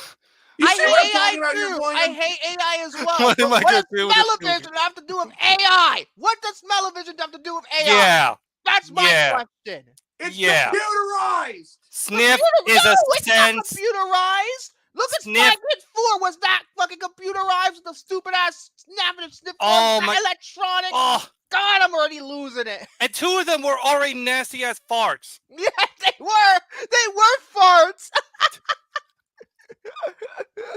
That movie's bad. That movie is so bad. It's awful.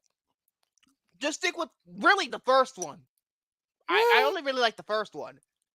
The first Spy Kids. Yeah, I think I had fun with the first one. Yeah, anyway, it's thunder and lightning outside. I think I'm gonna have a lot of rain coming my way. But funny, how fitting with there's fucking lightning, but considering the movie we're about to review. Oh God, okay. I hope you don't piss off Zeus from freaking God of War. Okay, so here's the plan. All right. Well, we have to cut the commercial first, but I don't care. Explain the plan. Explain the plan. I want to explain it real quick before we go to commercial and hit the the teaser trailer, whatever it is we do. So here's how this is going to work. I'm just going to simply, say to request that me and William, we're going to keep our microphones off. Okay. And then we're just going to let Victor have at it, say what he needs to say. And then after he's done, I will give out my reason as to why it is not that bad. And I'll probably join along with you. Same thing as well. I'll mute my mic. I'll eat this. Well, after I'm done. And Jordy, I'll do the same thing. Jordy, just to make things easier, I'll join along with you. Yeah. But all you really need to do. But the statements I'll make. The statements I'll make will probably, be good, which you'll probably agree with. But it's not because I'm forcing you. Just so we're clear, I don't force anyone to agree with me, not even William. Because here's the thing: there are times where even William disagrees, and it's a rarity. So, well, in fact, I don't think there's a thing we've ever disagreed on. Well, I mean, has there been? I mean, yeah, I think. Wait, he liked to talk to Mr. Ripley more than we did. William gave the highest score to talk to Mr. Ripley compared to us too. Okay, it's more like a 3.75. 3.75 versus me giving it 2.5 and him giving it 1.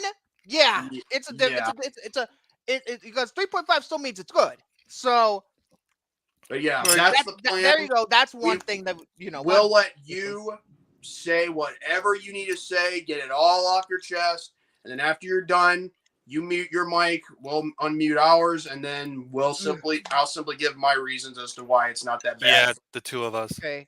You go ahead and let's go ahead. All right. Before that, we have to cut to commercial. When we come back, the pain has to endure. I have a bad feeling about this. Count on it. The HBO Saturday Night Guarantee. A new movie. This week, every week.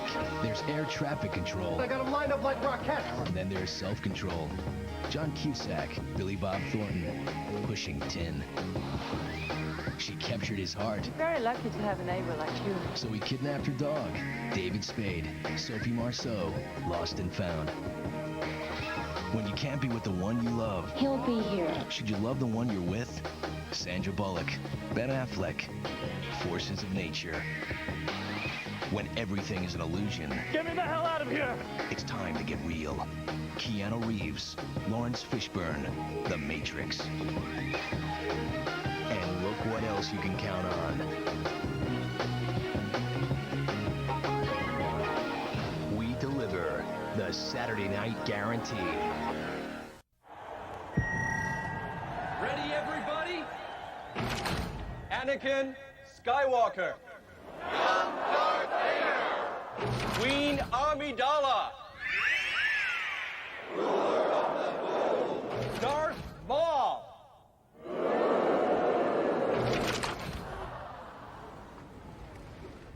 You people are really coming along. The Star Wars Episode 1 experts are at KFC. You are a worthless, friendless, faggot-lipped little piece of shit who's...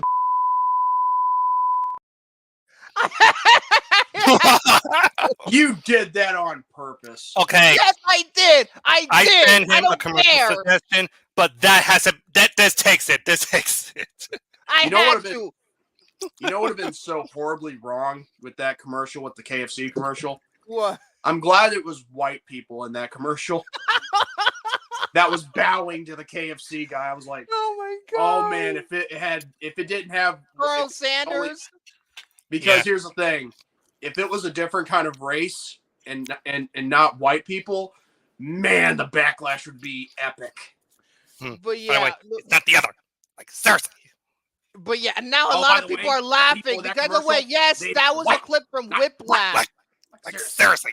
Yes, I used a clip from Whiplash for that by little. the way, Whiplash.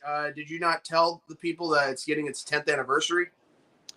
Yeah, apparently it's close to it. And I know it's. Oh my god, it's raining profusely now. It's raining profusely. How perfect! Because I have to review. You just hung a dark cloud over my house, Victor.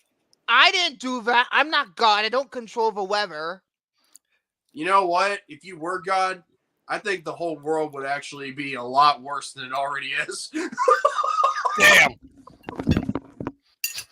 Look at him! I have to deal with this bullshit even before I have to review this fucking piece of shit god-awful movie. Yeah, blame on Jordy. I broke him. Blame on Jordy. All right. I'm very sorry that I have to act like an asshole and you have to look like a dick face. Is that better? Not good enough.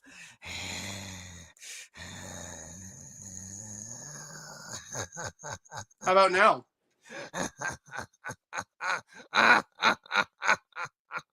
He's lost it. There he goes. He forgot to take his sanity pills again. Oh no, hold on. Jose asked, "Are you an angel?" Oh jeez. Stop it! I think that's Stop it! Stop it! Stop it! Stop it! Stop it!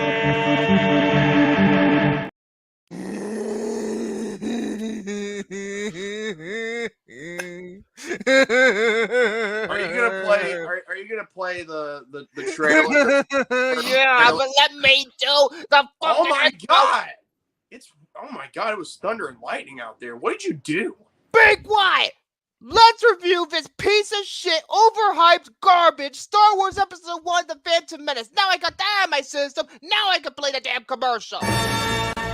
You refer to the prophecy of the one who will bring balance to the Force.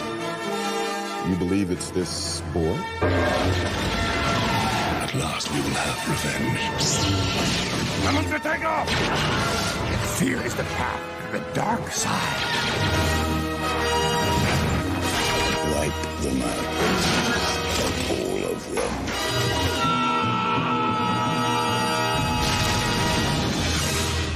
Rated PG. What the fuck is this piece of shit? You did that again. How biased are you?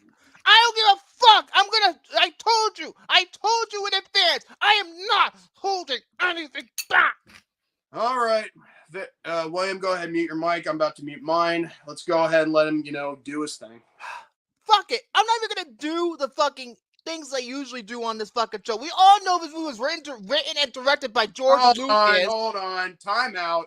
No, you can't break tradition. Yes, I'm breaking it this one. You can't break tradition. This is a thing that you do all the time before a review. You cannot break tradition, otherwise the format is ruined on the show. Does that mean he'll ruin it for episode 2? I guess so. Episode 2, I swear to God. Fine, I'll do it. I'll do it. Thank you. Now I can mute my mic. Oh, God help me. Star Wars Episode 1, The Phantom Menace is a 1999 American epic space opera film, written and directed by George Lucas, produced by Rick McCallum, starring Liam Neeson, Ewan McGregor, Natalie Portman, Jake Lloyd, Ian McDermott, Anthony Daniels, Kenny Baker, Pernilla August, and Frank Oz. Was released on May 19th, 1999 by 20th Century Fox and Lucasfilm. Budget was $115 million, and the budget, and I mean how much it grossed, if I can find it, because they're counting reissues. Let me have a look. Hold on. Come on. Jeez, where was it? Where is the damn fucking... Did it make... I don't think it made... That's... Oh, God, hold on. Well, as of now, it made 1.06 billion, but I don't think it even made that much. Oh, no. $924 million worldwide during its initial run. $924 million. There you go. Because we don't count reissues here. Anyway, now that I got that out of my system, let's read the premise, I guess.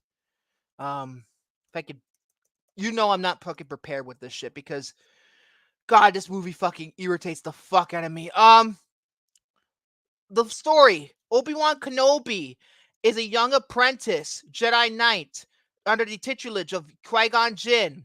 Anakin Skywalker, who will later father Luke Skywalker and become known as Darth Vader, is just a 9-year-old boy. When the Fade Federation cuts off all routes to the planet Naboo, Qui-Gon and Obi-Wan are assigned to settle the matter. 52% rating on Rotten Tomatoes, 51% rating on Metacritic, 6.5 out of 10 on IMDb, 2.9 on Letterboxd. Yeah, this movie. Oh, jeez.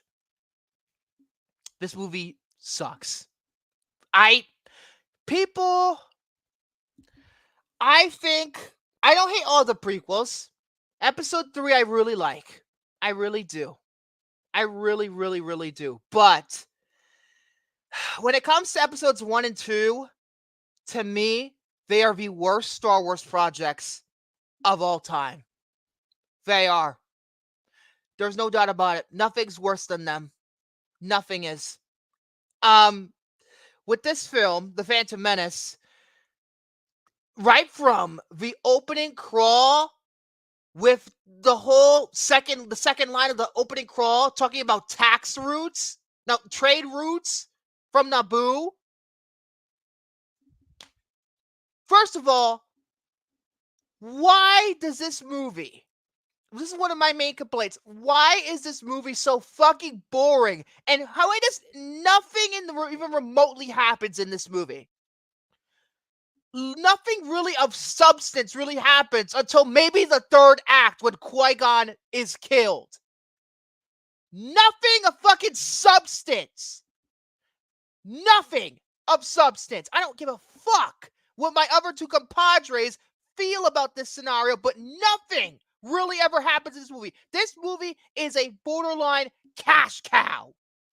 You people think Disney and how they're treating them now, Star Wars now, is a cash cow? No, George Lucas did it first. I think the trend that we're seeing 25 years later of the franchise being into a borderline civil war where people just cannot talk about this franchise without getting into a fight or a political debate started because of the Phantom Menace.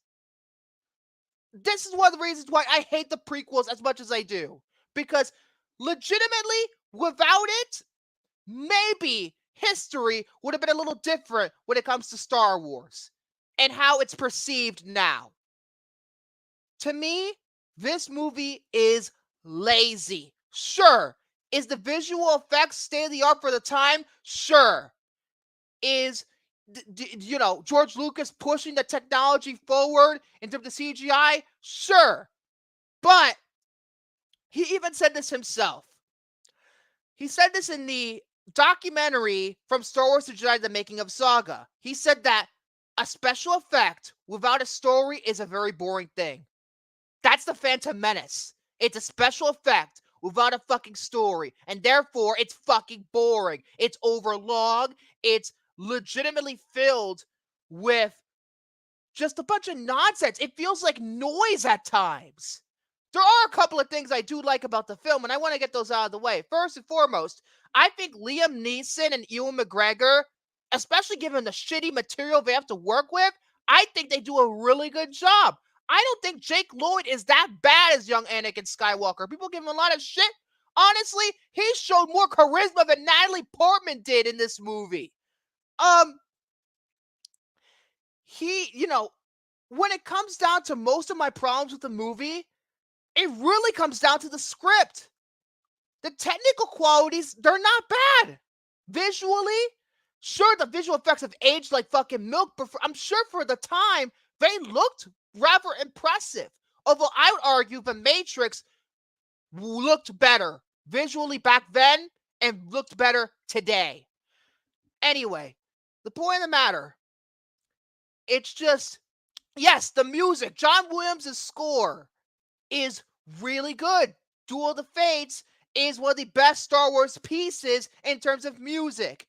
But that's not good enough, because this script and this horrible direction by George Lucas is insufferable to me. It's insufferable. I know Star Wars has always had bad dialogue and mediocre, line delivery sometimes. But my defense on that, first and foremost, yeah, the first movie, it was the first of its kind. Mistakes were inevitable. But once Lawrence Kasdan came in for Empire Strikes Back and Return of the Jedi to write those movies, the dialogue became better, the stories became better. We got different directors for those two movies as well, and they improved the acting significantly, especially Irvin Kershner's work on The Empire Strikes Back. They got better. Now Lucas is taking the whole trilogy, he directed this entire trilogy. He didn't hand it off to other filmmakers. Had he handed off to different filmmakers and maybe get better writers to do this, maybe the prequel trilogy would have been a little better.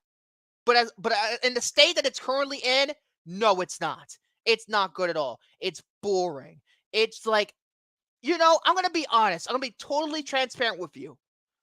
This last viewing that I watched last night, it was a struggle for me to get through this movie. It was a struggle. I was so bored out of my fucking mind watching this fucking piece of shit. It's just, again, nothing of substance really ever happens. It's just, oh yeah, Roman makes a good point. The nicknames, Annie. I'm just like, and of course we have the characterization of all the characters in the movie. Qui-Gon is an interesting character on paper, but they give him no development. When he dies, I didn't care. I didn't care about him. I really didn't.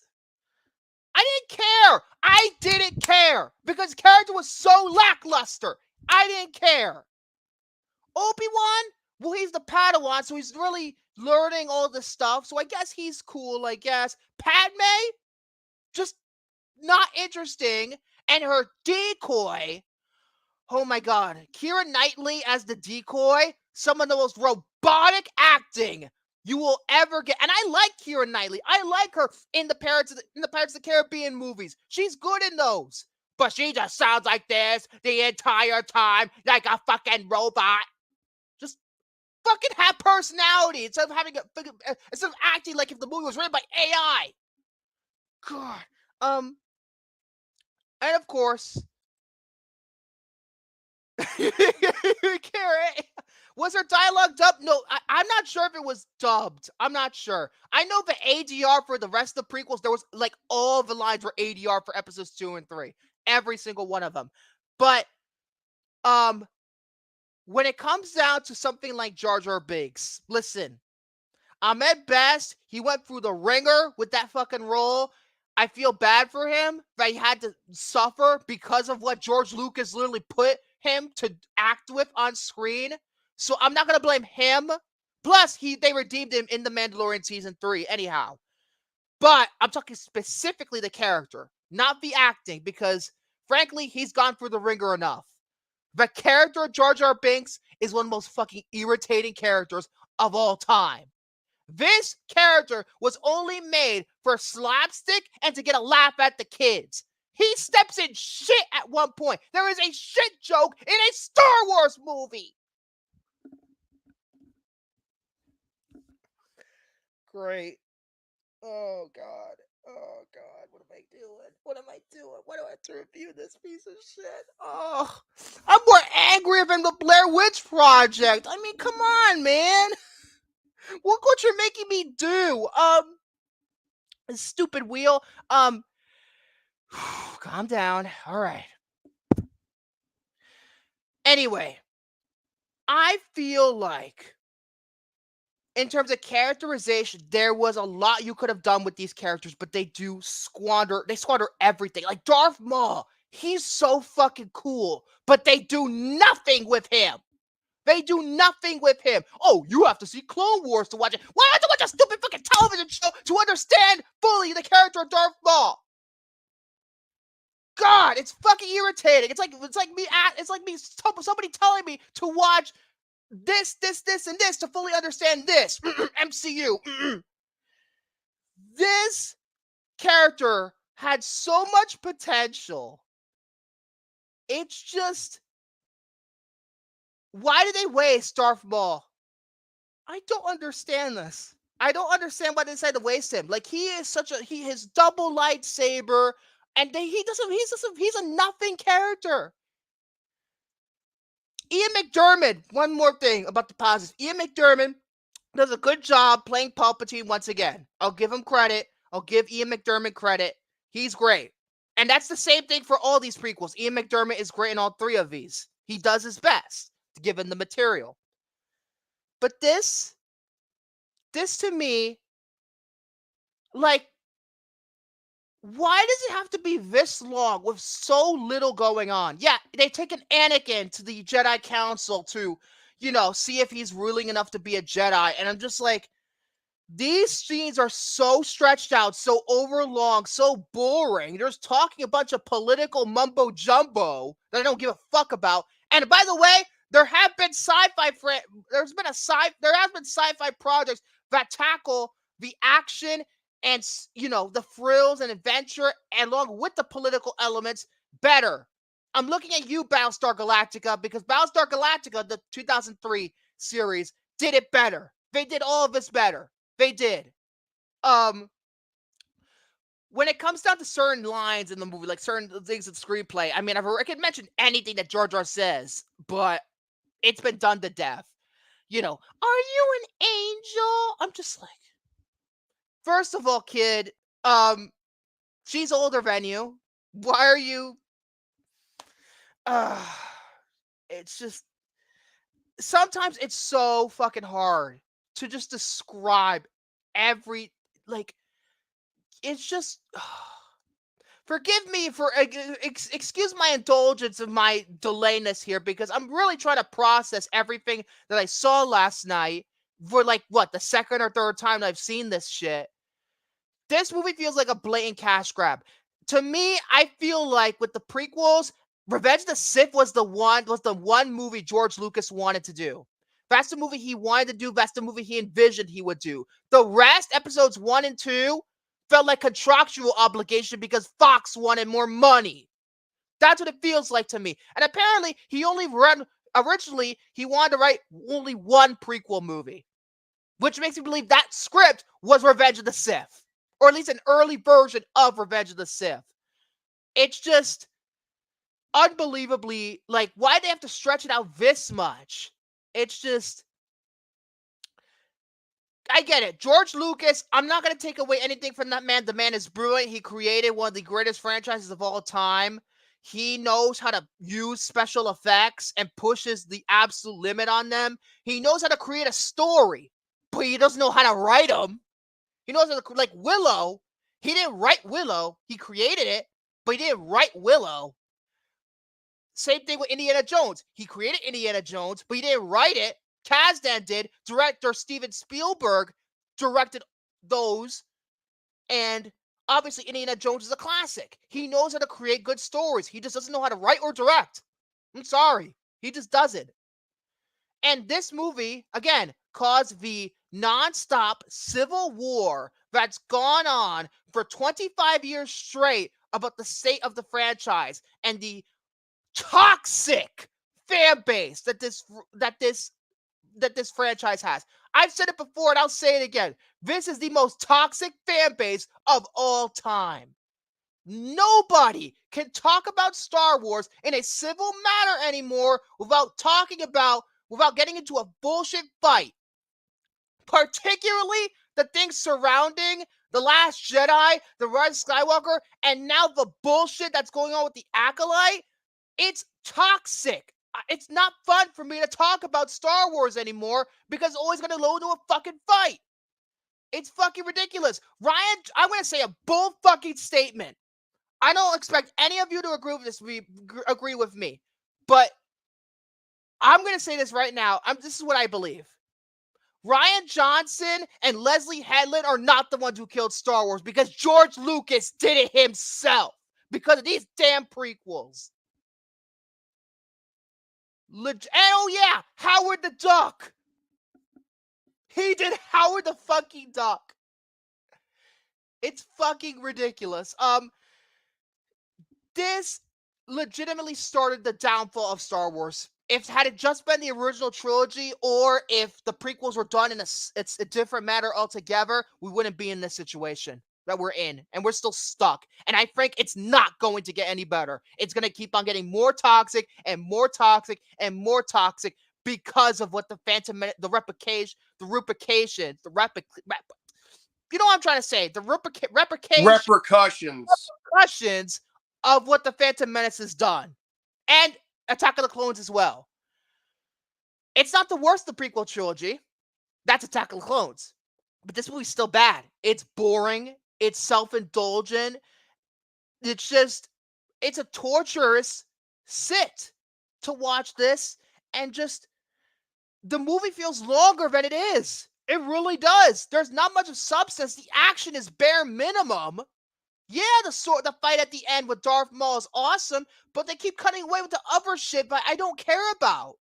With the original trilogy, I cared about these characters. I cared about what was going on. I think this movie shows you that Star Wars isn't exactly meant to be sci-fi. It's a space fantasy because episodes 1 and 2 tried to make it too sci-fi, and I think it doesn't work. It's better as a space fantasy. Oh, you only like things go boom, you don't like it. That's what Star Wars is to me. You know, it's a simple story, the hero's journey archetype that Jared always discusses when he's on this show. It's just, to me, those original trilogy movies cannot be topped. They will never be. To me, this feels like a cynical cash grab by Lucas to just tinker around with ILM to push the effects to new heights, even though technically the Matrix looked better. It's just one of these things. Oh, yes. The idea of the metachlorians. Stupid as fuck. It feels to me that it's so undercooked. I just think it's ridiculous about how, you're who struggle with the Force, about how much metachlorians you have. That is fucking retarded. Instead of just being Force sensitive, no, you have to have this amount of metachlorians. I'm just like, fuck off, please. Fuck off. I'm not going to give this a 0. I'm not. Because it's not the worst thing in 1999. That's the Blair Witch Project. That's a fucking -1 piece of shit, god-awful track that reminds me of, if I can fucking find it, it reminds me of that piece of fucker. But this movie is a fucking 1 out of 5. This movie's one of the worst films of 1999. Not the worst. Again, I've already mentioned what that was, but it's one of the worst films of 1999 because 1999 was such a phenomenal year for movies. So good. But this was the biggest movie of the year. This is the highest grossing film of the year. And this is a piece of garbage. This movie is a filthy piece of garbage. This movie, I have an extremely hard time watching it. It's just one of these things where this is why we're in the position of why Star Wars is in hell today. This is why. It's just it's a disappointing film. One of the most disappointing movies ever made, considering that it was so hyped. The trailers looked good. Even the TV spot I played made the movie look good compared to what it actually is. Oh, people are like, oh no, the sequels are so bad, the prequels are actually good again. No, that's not how that fucking works. At least the sequels have fucking effort. They did. They had more effort. They tried new things. I could say the same thing about The Acolyte. Is it mediocre as fuck? Sure. Is some of the things in it questionable? Sure. But they tried something different. I'd rather them take a huge risk than playing it so fucking safe because of what the fans think. I really don't. I can't stand the fucking Star Wars fan base. It seems like my review is more of a rant about the goddamn fan base, but it's true. I fucking can't stand these guys. I really can't. I'm not talking about you, Jordy, specifically. I'm talking generally. This is just, to me, this is the cataclysm for why Star Wars is in the position it is today. 1 out of 5. I'm done talking. I'm wasting my breath speaking anymore. So I'm just gonna let these two talk, and I'm probably not gonna agree with it, but you know what? It's my views, and at the end of the day, that's all that matters. So take it away. Okay, I will say this. What you can do is at least respect it, because yeah, I respect your take on it. Oh, and I agree, Justin Williams. Yeah, I agree. Now, here's the thing, with me. Okay, I have watched this film, when it was premiered in theaters. I watched it in a mall that had a movie theater in it, I believe, with my dad and a friend of ours. I think a friend of ours. Back in 1999. I know it's kind of hard to believe I was 3 years old. It really is. I mean, the first time. I was 3 years old when this happened. Well, I used to have the VHS tape of the Phantom Menace, but for some odd reason. May 18th, hopefully, Glenn Jacobs doesn't attack us. Jeez. But for some odd reason, every time I go to my grandparents' house, I would not even touch the VHS tape. For some odd reason, I was around 4 or 5 years old when the VHS tape of Phantom Menace came out. I didn't even watch it until it actually came out. No, you had to DVD. been. Wait. You were born in what year? 1996. So it Yeah, has to have been. You had to have been like 3 or 4 years old. Yeah, that's what I mean. And plus, I was like three years old when I saw it, and it's kind of funny that how could you remember that? Well, the thing is, I can remember it because it just there are things that pop in my head that I can remember sometimes. Yeah, and just to follow up with you, you also watched in 2 additional times back when it came out on 3D back in 2012. I had 3D, and then there's also right the recent, 25th anniversary. In fact, my sister loved it, because again, never gave her any problems. Yeah, that's right. I remember seeing those, but it was actually on her birthday, believe it or not, which is kind of funny. Yeah, but okay, I will say this about the Phantom Menace. Does it have problems? Yes, it does. Oh in my fact, God, I do think I'm that not gonna sugarcoat and say it doesn't, because sometimes there's gonna be films that have flaws in them, and some things I don't like. But also too, there's this one aspect that I found that I have not learned about. Where was Anakin's origin? Like, are we missing from how Anakin came about? We just don't know because we never really had time to focus on Anakin. Let me say something real quick. That's the one thing that most people really do not understand, and I don't understand either, because again, this whole thing with the whole midichlorian stuff, the thing is, nobody ever heard of this like during the original trilogy, and nobody ever thought about this. In fact, George, I don't know what he was thinking with this whole thing, but then again, it's like as if you're either born with the Force or you're not, and if you have a certain amount of midichlorians, then that means you're powerful. I mean, I always thought for the longest time that was the case, but then again, maybe that's just the whole poison spewing out. Yeah, like even on like multiple viewings of the Phantom Menace, I always, try to really think what went wrong with those flaws and how they can. I think I know. I think I could name a few of them. Improve. I think I can name a few of the flaws that what really went wrong. I think that when George was writing this on paper, it looked good. But trying to execute it in real life behind, like with a camera and sound effects and visual, and stuff like that, is a whole different ballgame. Now, a lot of people may say that, there's a few things here and there that, like someone just like what Romy just said earlier, like the whole, what did he say here? Like he said something like there's a lot of comments on here. Holy shit. Yeah, like you're looking at he the said flaws that he had, right? He said something about stereotypes. The thing is, I can understand where the stereotyping thing comes from. I think it's from the whole Nemoidians sounding like Chinese people or Asians or whatever. Yeah, or how about the one battle in Naboo where, the Gungans were fighting the drones, and you can tell that the clumsiness of Jar Binks, it kind of gives like if I wasn't laughing at the here, let me just say this real quick because we don't want to get off track. Oh yeah. I didn't laugh at the stereotyping of the Asian sounding of freaking of the Nemoidians, because the thing is, maybe part of me feels like maybe that was just there just to give them, like to give them their voice, that's just how I see it. Because again, people sound different from time to time. Yeah. Like sometime last week after like around Thursday, this was like probably, while I still had my kidney stone, for some reason, the thing is, I noticed that there was a few foreigners, working at these, like at this restaurant we were in. By the way, it had good ribs, just so we're clear.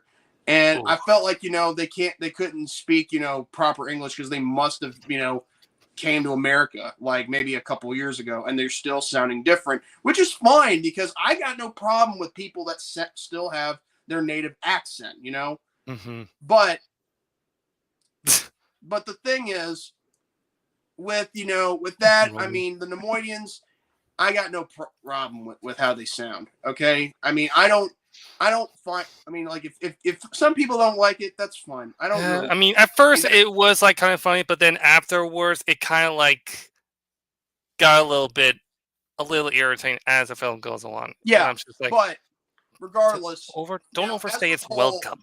Now, as for the whole trade, dispute thing, I think they were trying to make a plot where a corrupt part of the government, that's what they were trying to do, because you have a Sith Lord trying to control a certain, government to try and, cause chaos, because that's what the whole thing that Sith are about.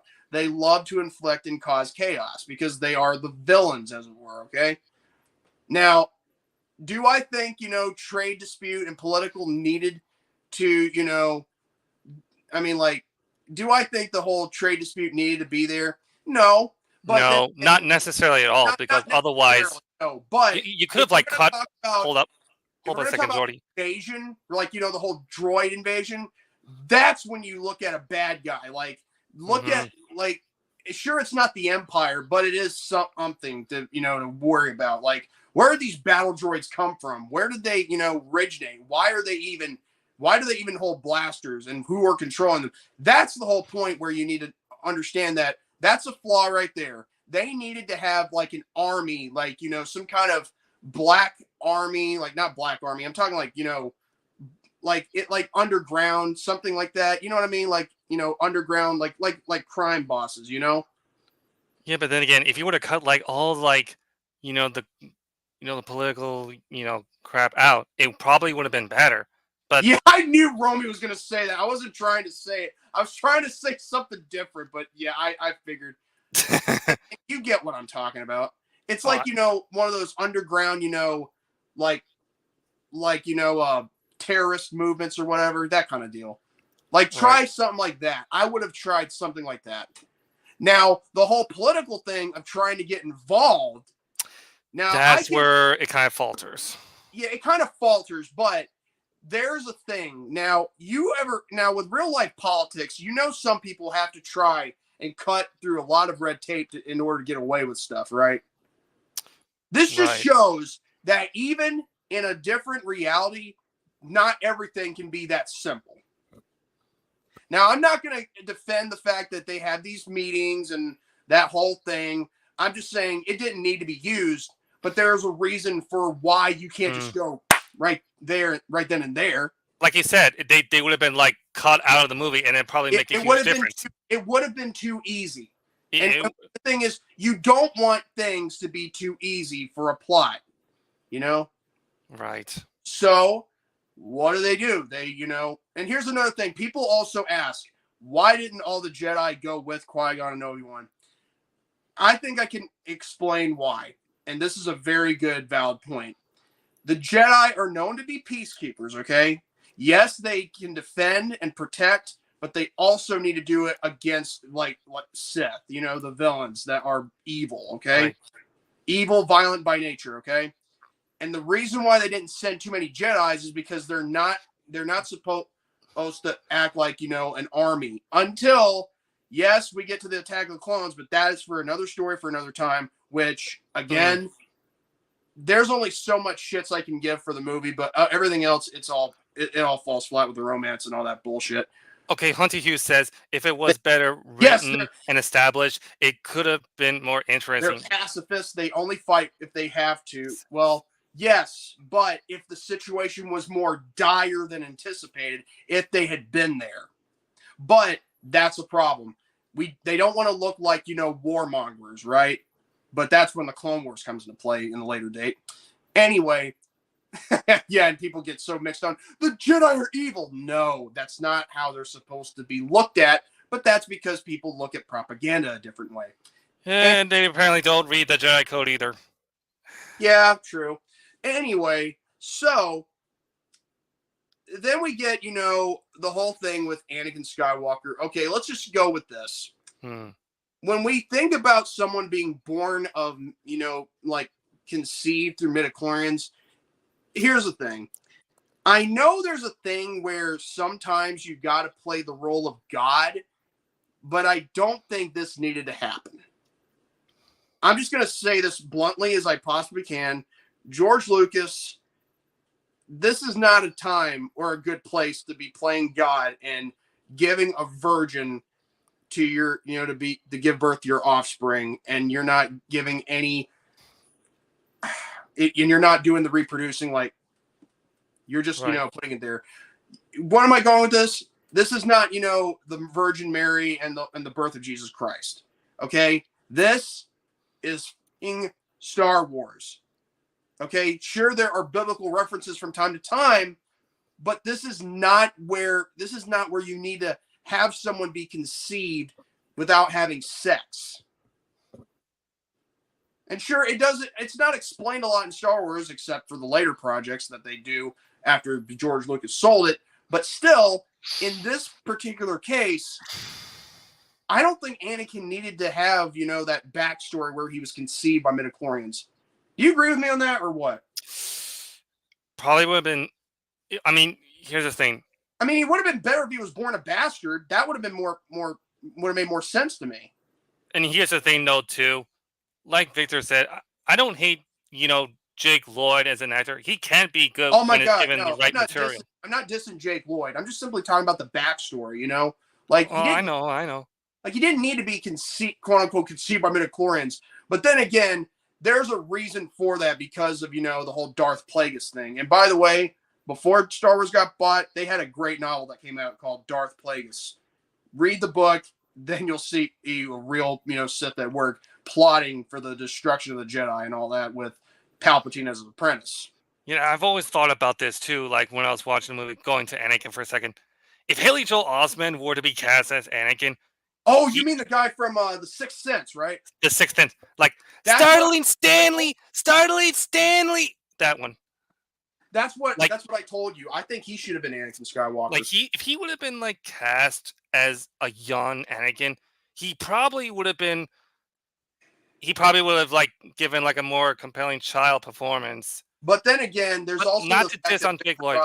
Victor also brought this point up too: a 9-year age difference between the Padme and Anakin. Like, here's the thing.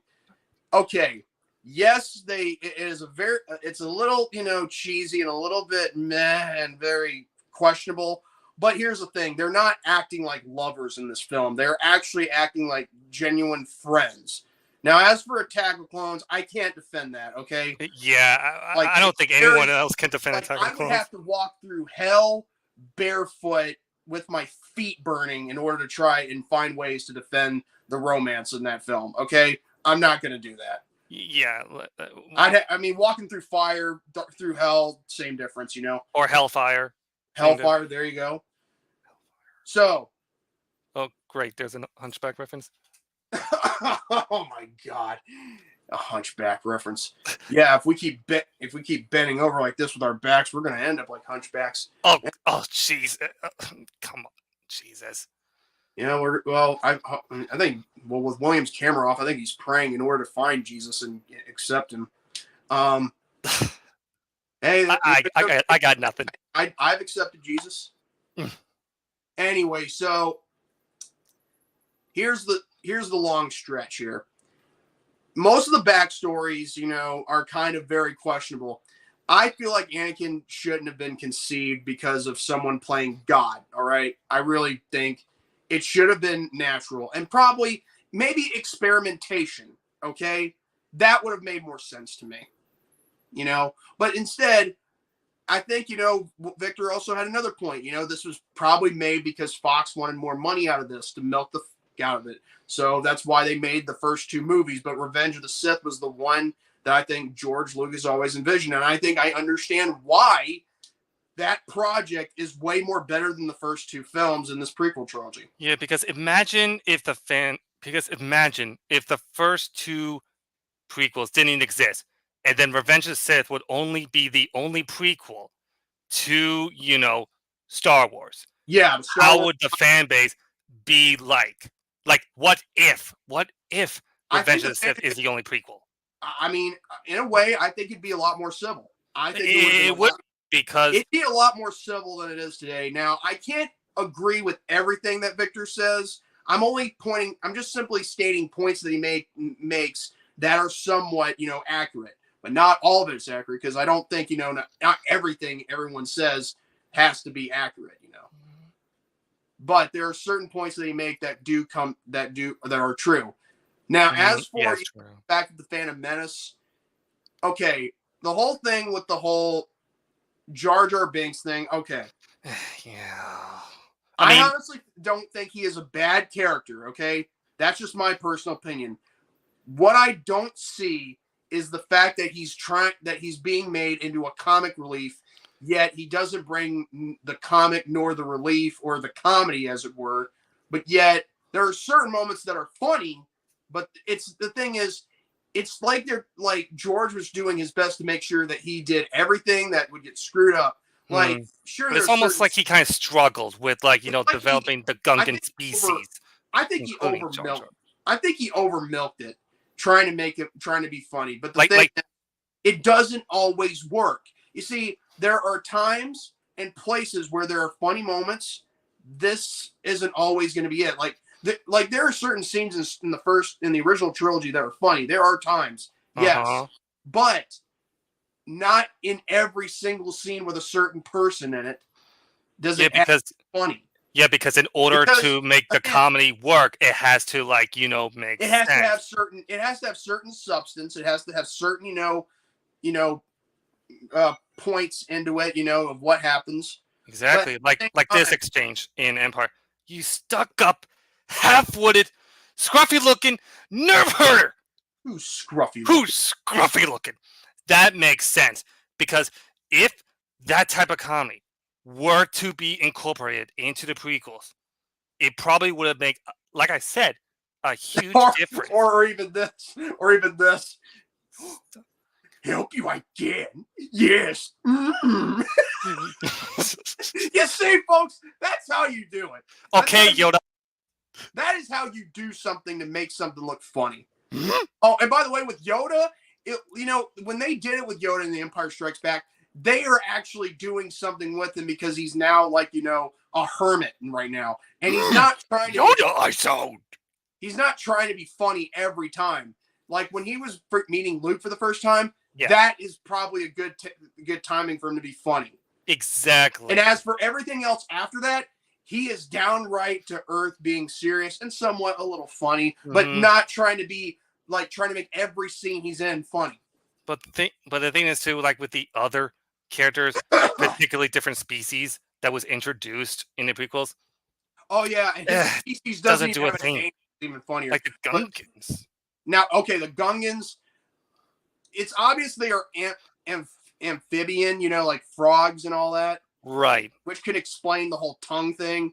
But there's a problem. They don't even hop like frogs. They're just, they can just walk like basic humanoids. But the problem is. And they don't even say, Bud, wise,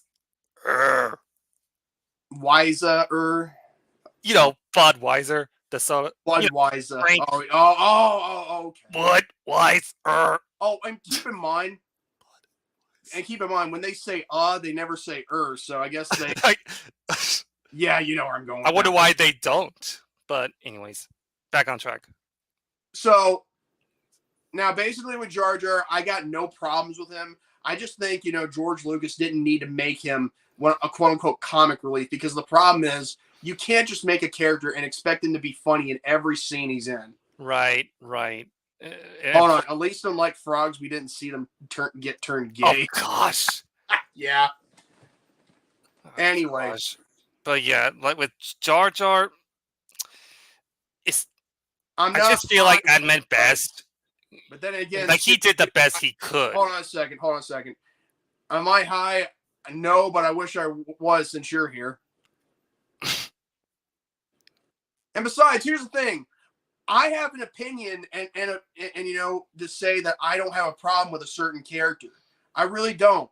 The thing is with Jar Jar, I don't really have an issue with the character. I've already said my piece. So the thing is, I don't think he needed to be made into this whole make every scene with him funny, even though not every scene with him is going to be funny, because that's not how character building works. Now with the whole thing when you first meet him, being. Yeah, you hate the statement, but then again, it's our thoughts and our what we've and how we say how it is. But anyway, so yeah. Now, when you first meet him with Qui-Gon, saving him. Here's the thing: that was unintentional, though. He said, "Get out of here, go on," and all that. Thing is, he was telling him to get out of here and go on. He wasn't trying, but then again, he knew he had to save him because he's a Jedi. Because he can't let someone die. When a big ass tank is coming your way. But what else is there other than that? I mean, now, as for, with let's see, what else do we got? Okay, let's go with the Queen right here. Okay. I'm going to say this real quickly. I think Natalie Portman could have done better. She really could have. I mean, it just felt like she doesn't want to be there. Like, there are times where you feel like maybe she's just given the role she was given. But the problem is, I think this whole comes down to, for people like Natalie Portman, Jake Lloyd, and other, cast, is because of the script. Because like I said before, on paper, yes, it can look good, but trying to, enact on them and shoot them on film and make sure they are done right is a whole different story. I mean, this is why some people like doing comic books rather than do TV shows or do movies. You know what I mean? Because with a comic book, you can pretty much do whatever you want and put your mind to it and make and actually enact on the scene with your imagination.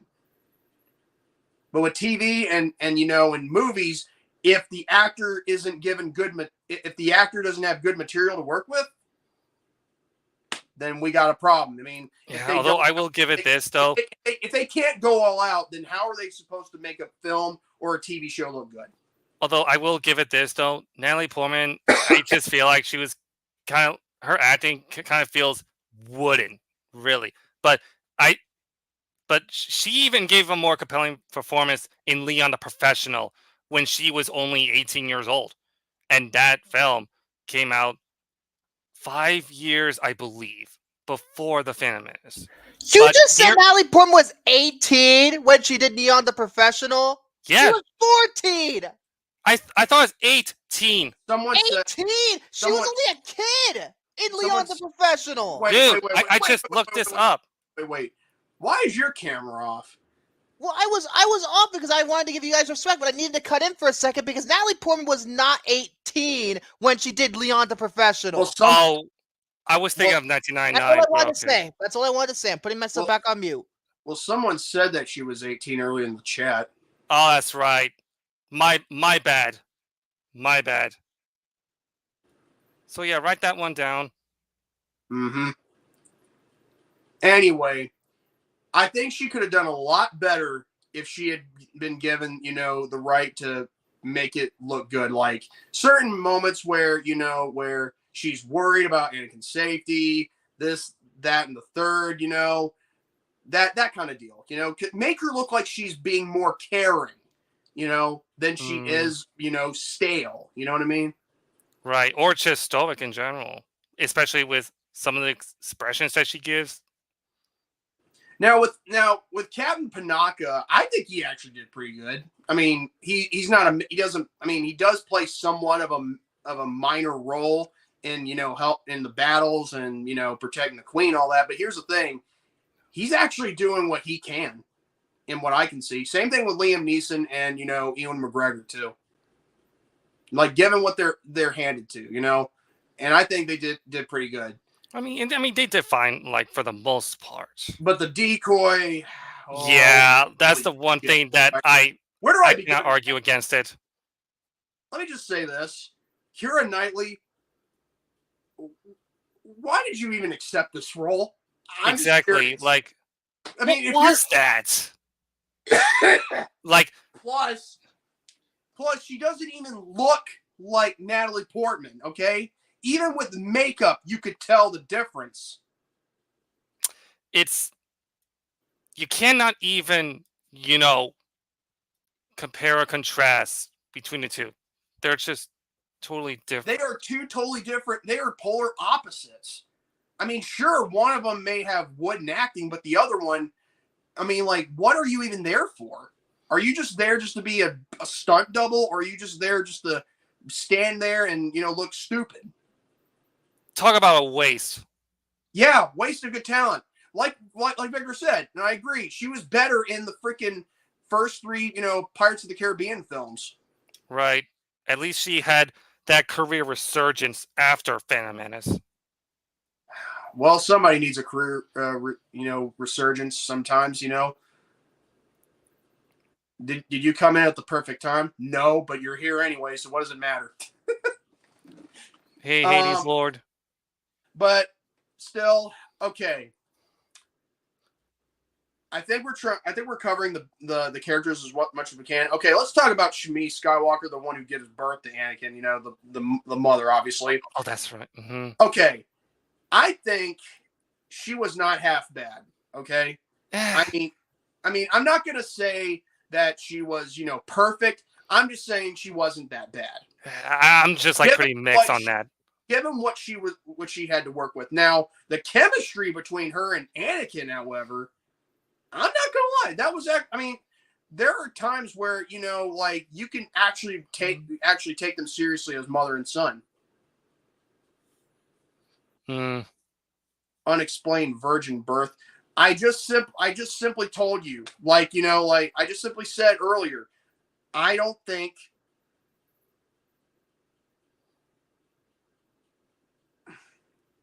will you knock it off, Romy? You freaking God.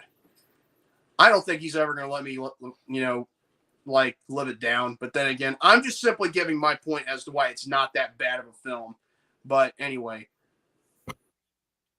So, yeah, I just simply explained earlier that I don't think it needed to be a virgin birth. It didn't need to be like, you know, the whole birth, like George Lucas's version of the birth of Jesus Christ, okay? Like, I'm just simply saying there was no need for that. And yes, there should have been, you know, backstory to it, maybe experimentation, that kind of deal, but they never did.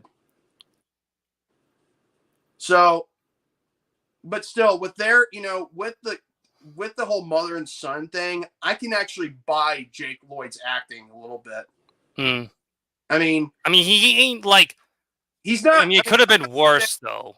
I mean, I'm not gonna lie. Yes, he is not, you know, he is not what you'd call Oscar worthy, but then again, there are some moments where you could actually, you know, buy into it. Also, can we talk about the pod racing sequence since we're talking about Anakin and characters in general? Okay, pod racing scene. I think that was well done. And I know. Sorry, I have to cut in 1 second. Hades, I actually did talk about the Phantom Menace. I actually ranted about it. I said my side of the coin first because I fucking hate this piece of shit. But I'm letting them talk now. All right. Thank you for that. Okay, Hades. All right. So, pod racing scene, I have no issues with it. I know some people may have issues with it. Well, here's the thing. I'm not some of those people, okay? Here's the thing. People want to say, oh, the pod racing scene was too long. Oh, really? Have you ever been to a NASCAR race? Have you ever seen how many laps they have to take? And it makes you wonder too, like how long the actual pod racing track is actually going on. Besides, this whole race lasted for like what, 5 to 10 minutes? No, probably 10 minutes. Yeah, maybe 10 minutes. That Star Wars isn't pot. I didn't say it was pod. Oh my God! Permission to go pod race around Romy's, you know, home in Arizona because he's getting on my nerves. Anyway, let him have his fun. Yeah, I'll let him have his fun. I know. I was just simply making a point, Romy. I'm just simply saying, like, when people are being so complacent over the littlest things, like, say, the pod racing scene was too long, here's the thing. That was 3 laps in under 10 minutes. a real race like you'd see in NASCAR and all the other sports you can think of, I mean, then we'll talk about how long a race goes. Okay? Just take it take it for what it's worth. Now, I will admit there are some scenes in the pod racing scene where I actually kind of laugh. You know that one where they're in that dark cave trying to go through there, and then there's this one alien goes like, jeez. And then there's another one that goes like, rawr! Oh, jeez. And you know what's so bad? Those are unintentionally funny, yet they either die or they get hurt. You know what I mean? I mean, even a pod racing sequence it can actually be, enjoyable to watch, especially given with the soundtrack that, it was played during the racing sequence. Now, a John Williams score for most of the entire of the film, that is probably as much praise you can give it to call it very, very good, Okay. It's actually great. I just can't simply say the films, like the scenes, are not all, 100% there, but at least, they're, But at the end of the day, there's always, John Williams. I mean, I feel like he can make everything look perfect, given the right, score. Like, look at Jurassic Park or E.T. or freaking, Jaws. E.T. Jaws. Don't forget E.T. E.T. There you go. But okay, I will say this though. Phantom Menace has like one of the best tracks ever in the Star Wars movie. I love Duel of the Fates so much. Yeah, and that's where we'll get to Darth Maul. Well, we'll get to that.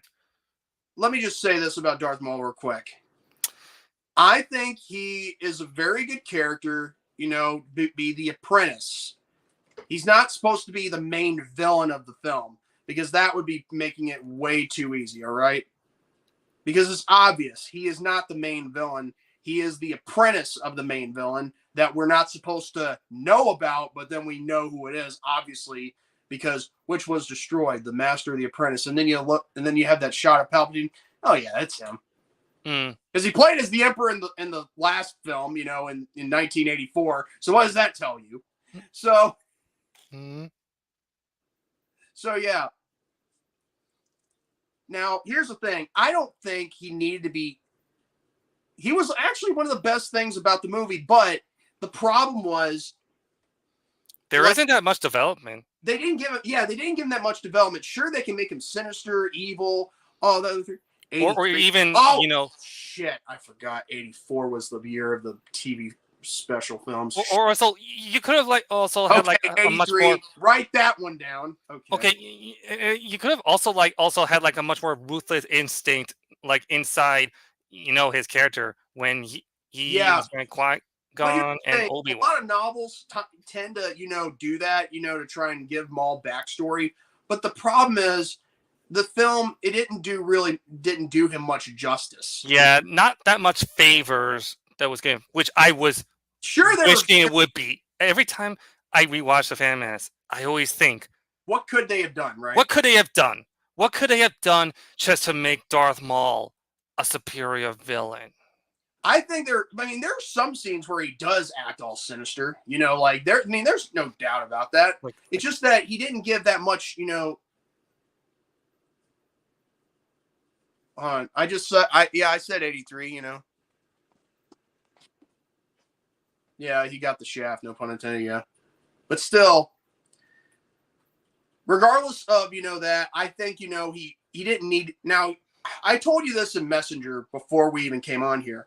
I can't see any ulterior, any alternative method, where he comes out alive or doesn't get cut in half.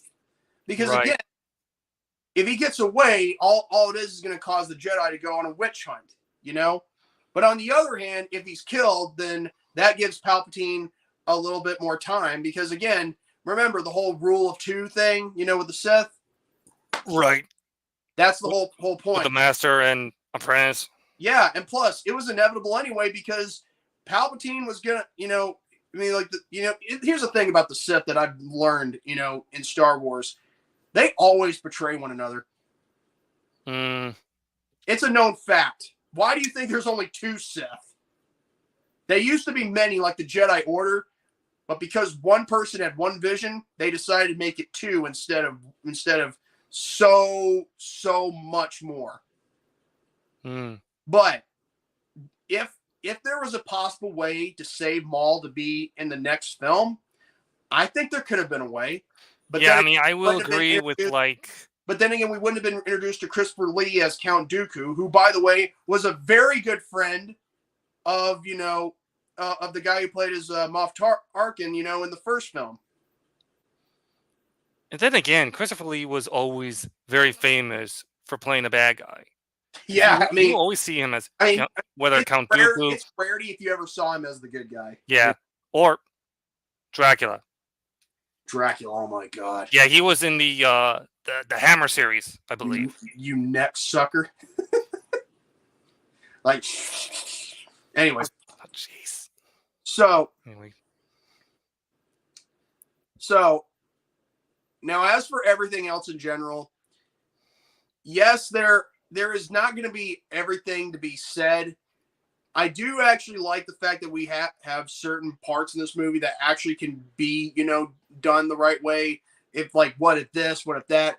But then again, I think George tried his best, what he could, with given what he tried to write down. But when it comes down to it, I feel like maybe he should have just wrote the Revenge of the Sith, and then that should have been it. But Hades Horse says one thing I never got, even as a kid, is when Darth Maul got sliced in half. How did his not fall out? Is it just because it wasn't R-rated? Oh, well, then again, I'm surprised it wasn't rated R. But then again, why wasn't it rated R when Jango Fett got, decapitated by Mace Windu? That was savage AF, man. It was brutal the way how they did it. Now,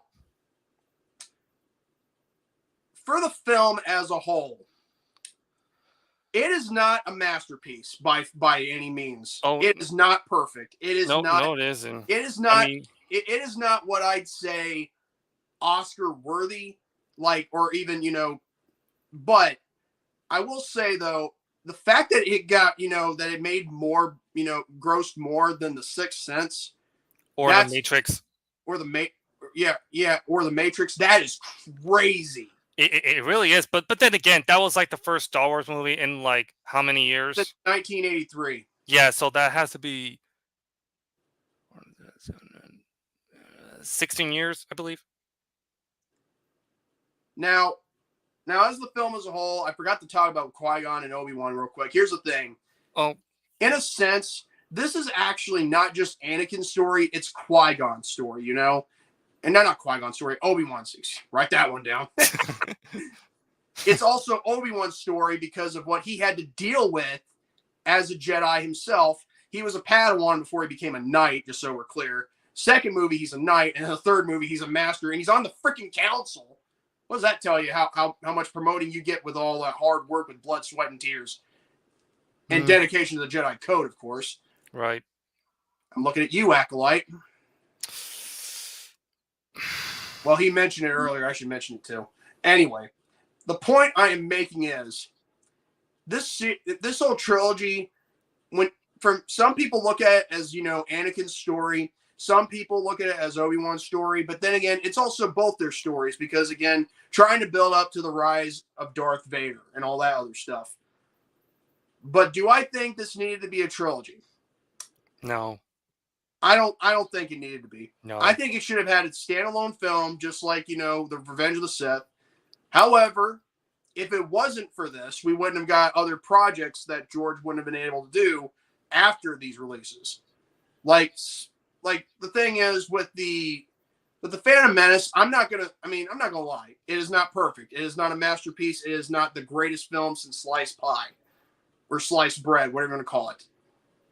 But I will say that there are some traits that the film does present that can be good, just not everything. At least it doesn't have a raunchy romance. It doesn't have, too many long cutscenes regarding two people over 3 to 5 minutes per scene. And on top of that, it's not really all that bad. You can still enjoy it with your family and still, tend to, try to get to understand it a little bit more.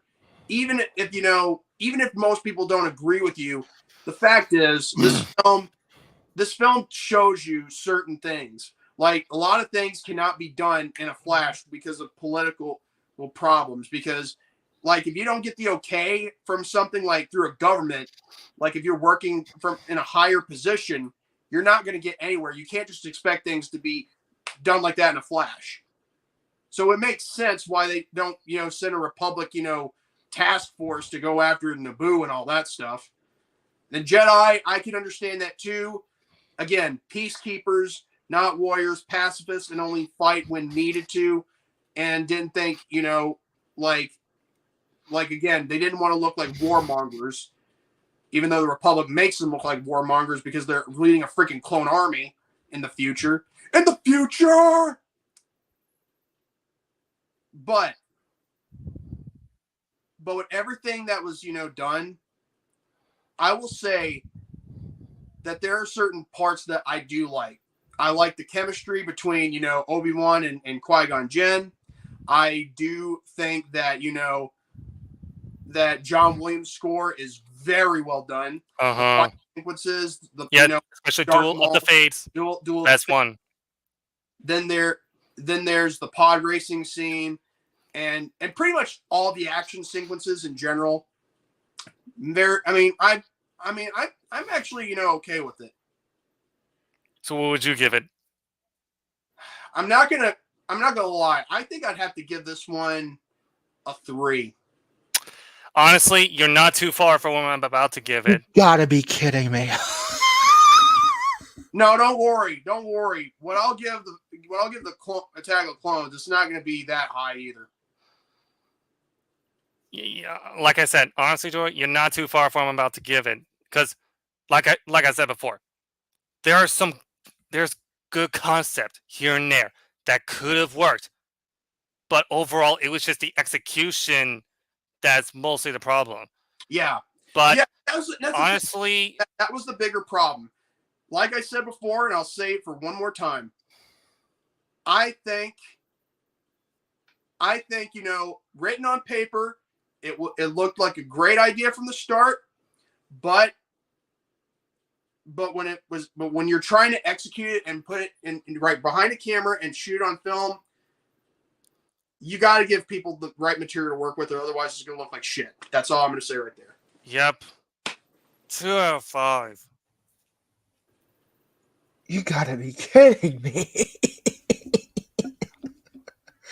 I don't understand this. Nor do I think I ever will. But you know what? At least you made your peace. I let you have it. Wasn't going to be an asshole trying to counter everything because I already laid it down. It literally took me 10 minutes and I overanalyzed everything and I took it down and just... To me, the prequels are the start of why Star Wars is in the rut that it's in right now. Because the Civil War happened because of this damn film. I agree with you. But then again, that's the problem. Most people, tend to make something into, what it shouldn't be made into a big deal of, because most people most people can't even talk about movies or talk about Star Wars without getting riled up, about certain things they didn't like. To me, the prequels, what's so funny? The only one I could ever, like I said before, the only one I could defend is episode 3, but episodes 1 and 2, I can't. I simply cannot. And episode 2, if you thought me being angry about the Phantom Menace tonight was bad, episode 2, I could probably have a fucking aneurysm. I would have a fucking aneurysm on the air. And I don't blame you once you tear that apart. But I don't blame you either. There's only a couple of things I can say that I liked about it. But as for everything else, I can't give more shits to give, because again, I mean, you can only do so much. But I'll say this, though. The thing is, with all three of the prequels, that was supposed to be the end of it, you know, because even behind the freaking, you know, what is it, the DVD, you know, thing, you know, the box, whatever, they even said it was the, you know, the end of the saga. The DVD box? Yes. The DVD case. That's it. DVD case. The case, the box. Yeah. Yes, that's what it said. And I'm like, oh my God, what was like? That should have been the end. I feel like it should have just been Revenge of the Sith. That's it. I agree. It should have been Revenge of the Sith because that's the movie that clearly Lucas wanted to make. But no, we got to make fucking cash cow money. Well, that was what Lucas wanted to make, but Fox wanted him to make more. Fucking Fox. Tom Rothman's fucking ass. Yeah. Tom Rothman. Always a mandate. Oh my God, I'm gonna love, you know, tearing that that apart because no, if you thought I was angry tonight, I'd probably go to a fucking aneurysm. I want you to tear certain things apart about Attack of Clones. I'm gonna let you do that, but the problem is, I'll only defend only things that I liked in it. I'm not gonna defend the romance between Anakin and Padme. Attack of Clones is the worst Star Wars movie ever made. It's the worst. It's not even just the worst movie. It's the worst project ever made. It's the single-handedly. They could have. I think that film. Excuse me. Had they been given, you know, like enough to execute and enough, you know, to work with on the script given the script. This is what I'm saying. George Lucas cannot write to save his life. Had they got Lawrence Kasdan or a better screenwriter, maybe it would have been different. But no, we're in this position. Okay, that one or the Clone Wars movie. I didn't think the Clone Wars. I have not seen the Clone Wars movie since I saw it in theaters. Okay. And I don't remember. It's very bad. It's very bad. I don't remember a single thing from it. I mean, it's just 4 episodes in like 4 episodes. It's boring. Yeah, but it's only 4 episodes made into a feature-length film, and I'm thinking in my head, like, they could have put that on television, not as a film, but all 4 of those episodes that should have been on TV. I mean, come on. You know, to me, you know, most of this, what I was talking about today, I know, you know, I hate this movie. Everybody knows that. But at the same time, to me, the reason why I get so riled up about this movie is because I feel that Star Wars could be done better. But no, this movie set the trap, and we're still lingering in that trap 25 years later. It's not going to recover. The fan base is going to get more toxic as it goes along. It's literally gone to the point where it's irredeemable. It's time for them to stop. You want to know something? If I was into writing or into television or movies and all that, I could actually fix up Star Wars and probably take some ideas from you and anybody else. Star Wars is a space fantasy, not some political espionage bullshit. Yeah, I agree. And that's what I mean. Like, you know, I could actually, you know, take some ideas from you guys, you know, and try to make them look good. It's just because this movie pretty much made Star Wars into a political thriller. Now, I like political thrillers. I can name you a couple that I really like. Enemy of the State is one of my favorite political thrillers, but that's what I don't think Star Wars is. They are not a political thriller. Tom Clancy conspiracy theory shit. That's not who they are. When will Star Wars ever die? I mean, it's really beyond past that. When you got people ruining it as it is, but I think George Lucas did it before anybody else did. He destroyed it with his own damn hands. I know, and I can agree with that statement. You don't want to know why? Simple thing: selling the rights to Star Wars. No, the prequels are the benefactor for everything that's happened over the past 25 years. The prequels were supposed to be the final thing. That's the whole point. It never felt the same since 1983. It's time to stop. Hades got a good point. I love the sequels, but I can't talk about them without people getting in my face arguing me about it, though. Well, and that's why for me, I'm making a bold fucking statement. We'll do these prequels, that's for sure. But after Revenge of the Sith, we're done with Star Wars on this show. We're done. It's too controversial to keep going. It's done. I don't think it was too controversial tonight. No, I'm talking about the sequels. Not tonight in terms of like the prequels. The sequels, forget about it. We're not touching them. I know that's a power move on my part, but I think it's for the best. Same thing with Rogue One and Solo. I'm not even going to touch those either. I think Rogue One was actually I'm tired of Star Wars now because of not only the fan base, but how much these projects literally make the fan base go into argument mode. Just my opinion. I don't think Rogue One was that bad. All style, no substance. Just like a lot of Gareth Edwards movies, except for the creator. Now, as for Solo, I mean, it was the only film that, like, it almost became the only film that did not have anybody wielding a lightsaber until you saw a certain individual that we just talked about on this film. But you know how it is. So I'm done talking about the Phantom Menace. When we get to Attack of the Clones, God help me. You can't even make a Star Wars movie without thinking about adding a lightsaber into it. Like, come on. But anyway. It's just one of these things where I'm just kind of sick of it. I'm sick of I'm sick of the fan base. I'm just wait, hold on. Yeah. Fucking piece of shit. Hold on, give me a second.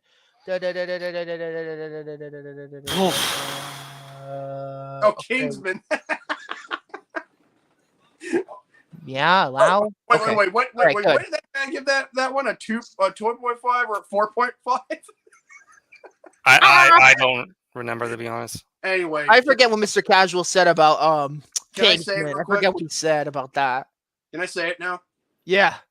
Will of Star Wars. Oh wait, never mind. I know. Jesus, Jordy. What? Oh, bull. Mr. Madison, what you just said is one of the most insanely idiotic things I have ever heard.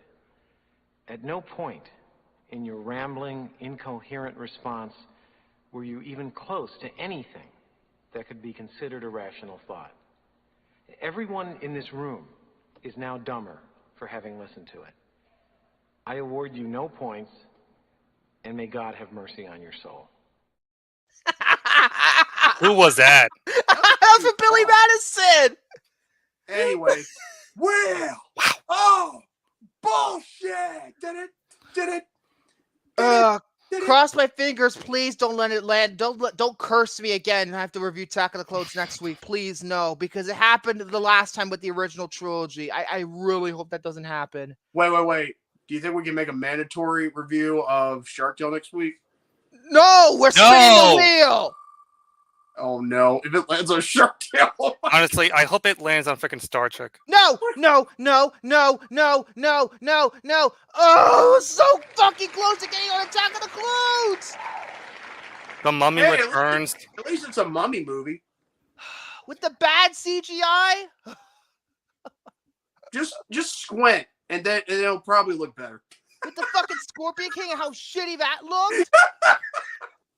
Yeah, guys, if you can't tell, I'm already having a bunch of a hard time. I don't know what. I gotta tell you something real quick.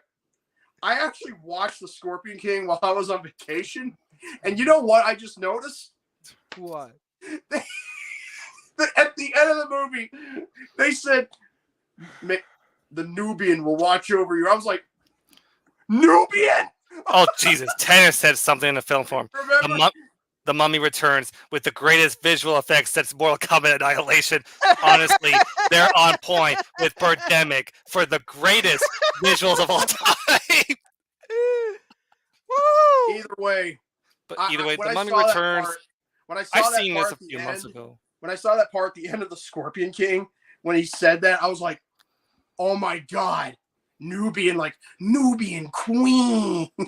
But yeah, with The Mummy Returns, though, I've seen this movie. I've seen The Mummy Returns all the way through, so this is my first time watching this. But I know how bad the fucking Scorpion King was. I've seen it on Peacock. You know what's so bad? The Rock.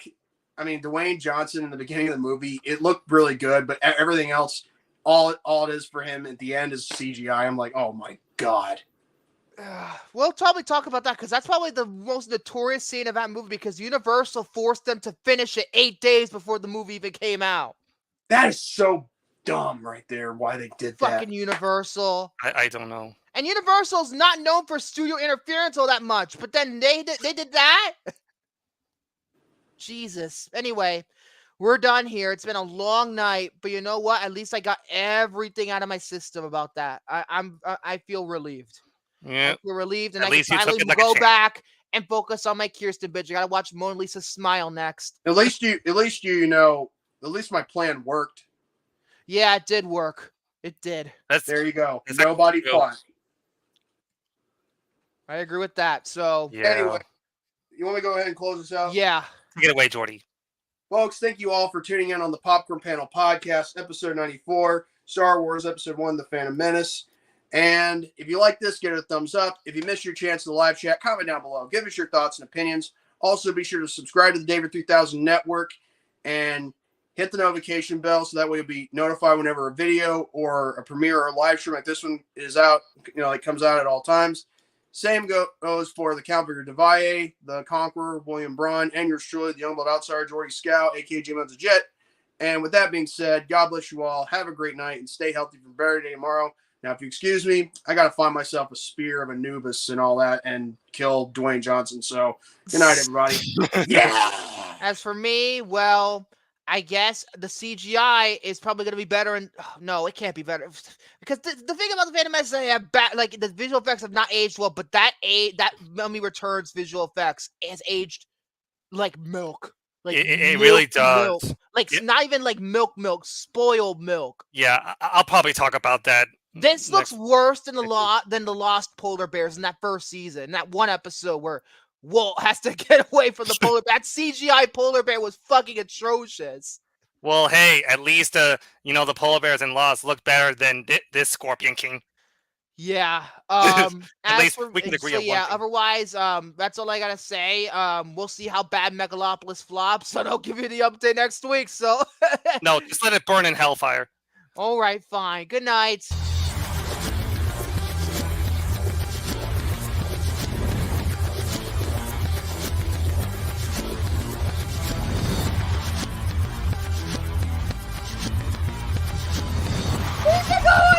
Shut up!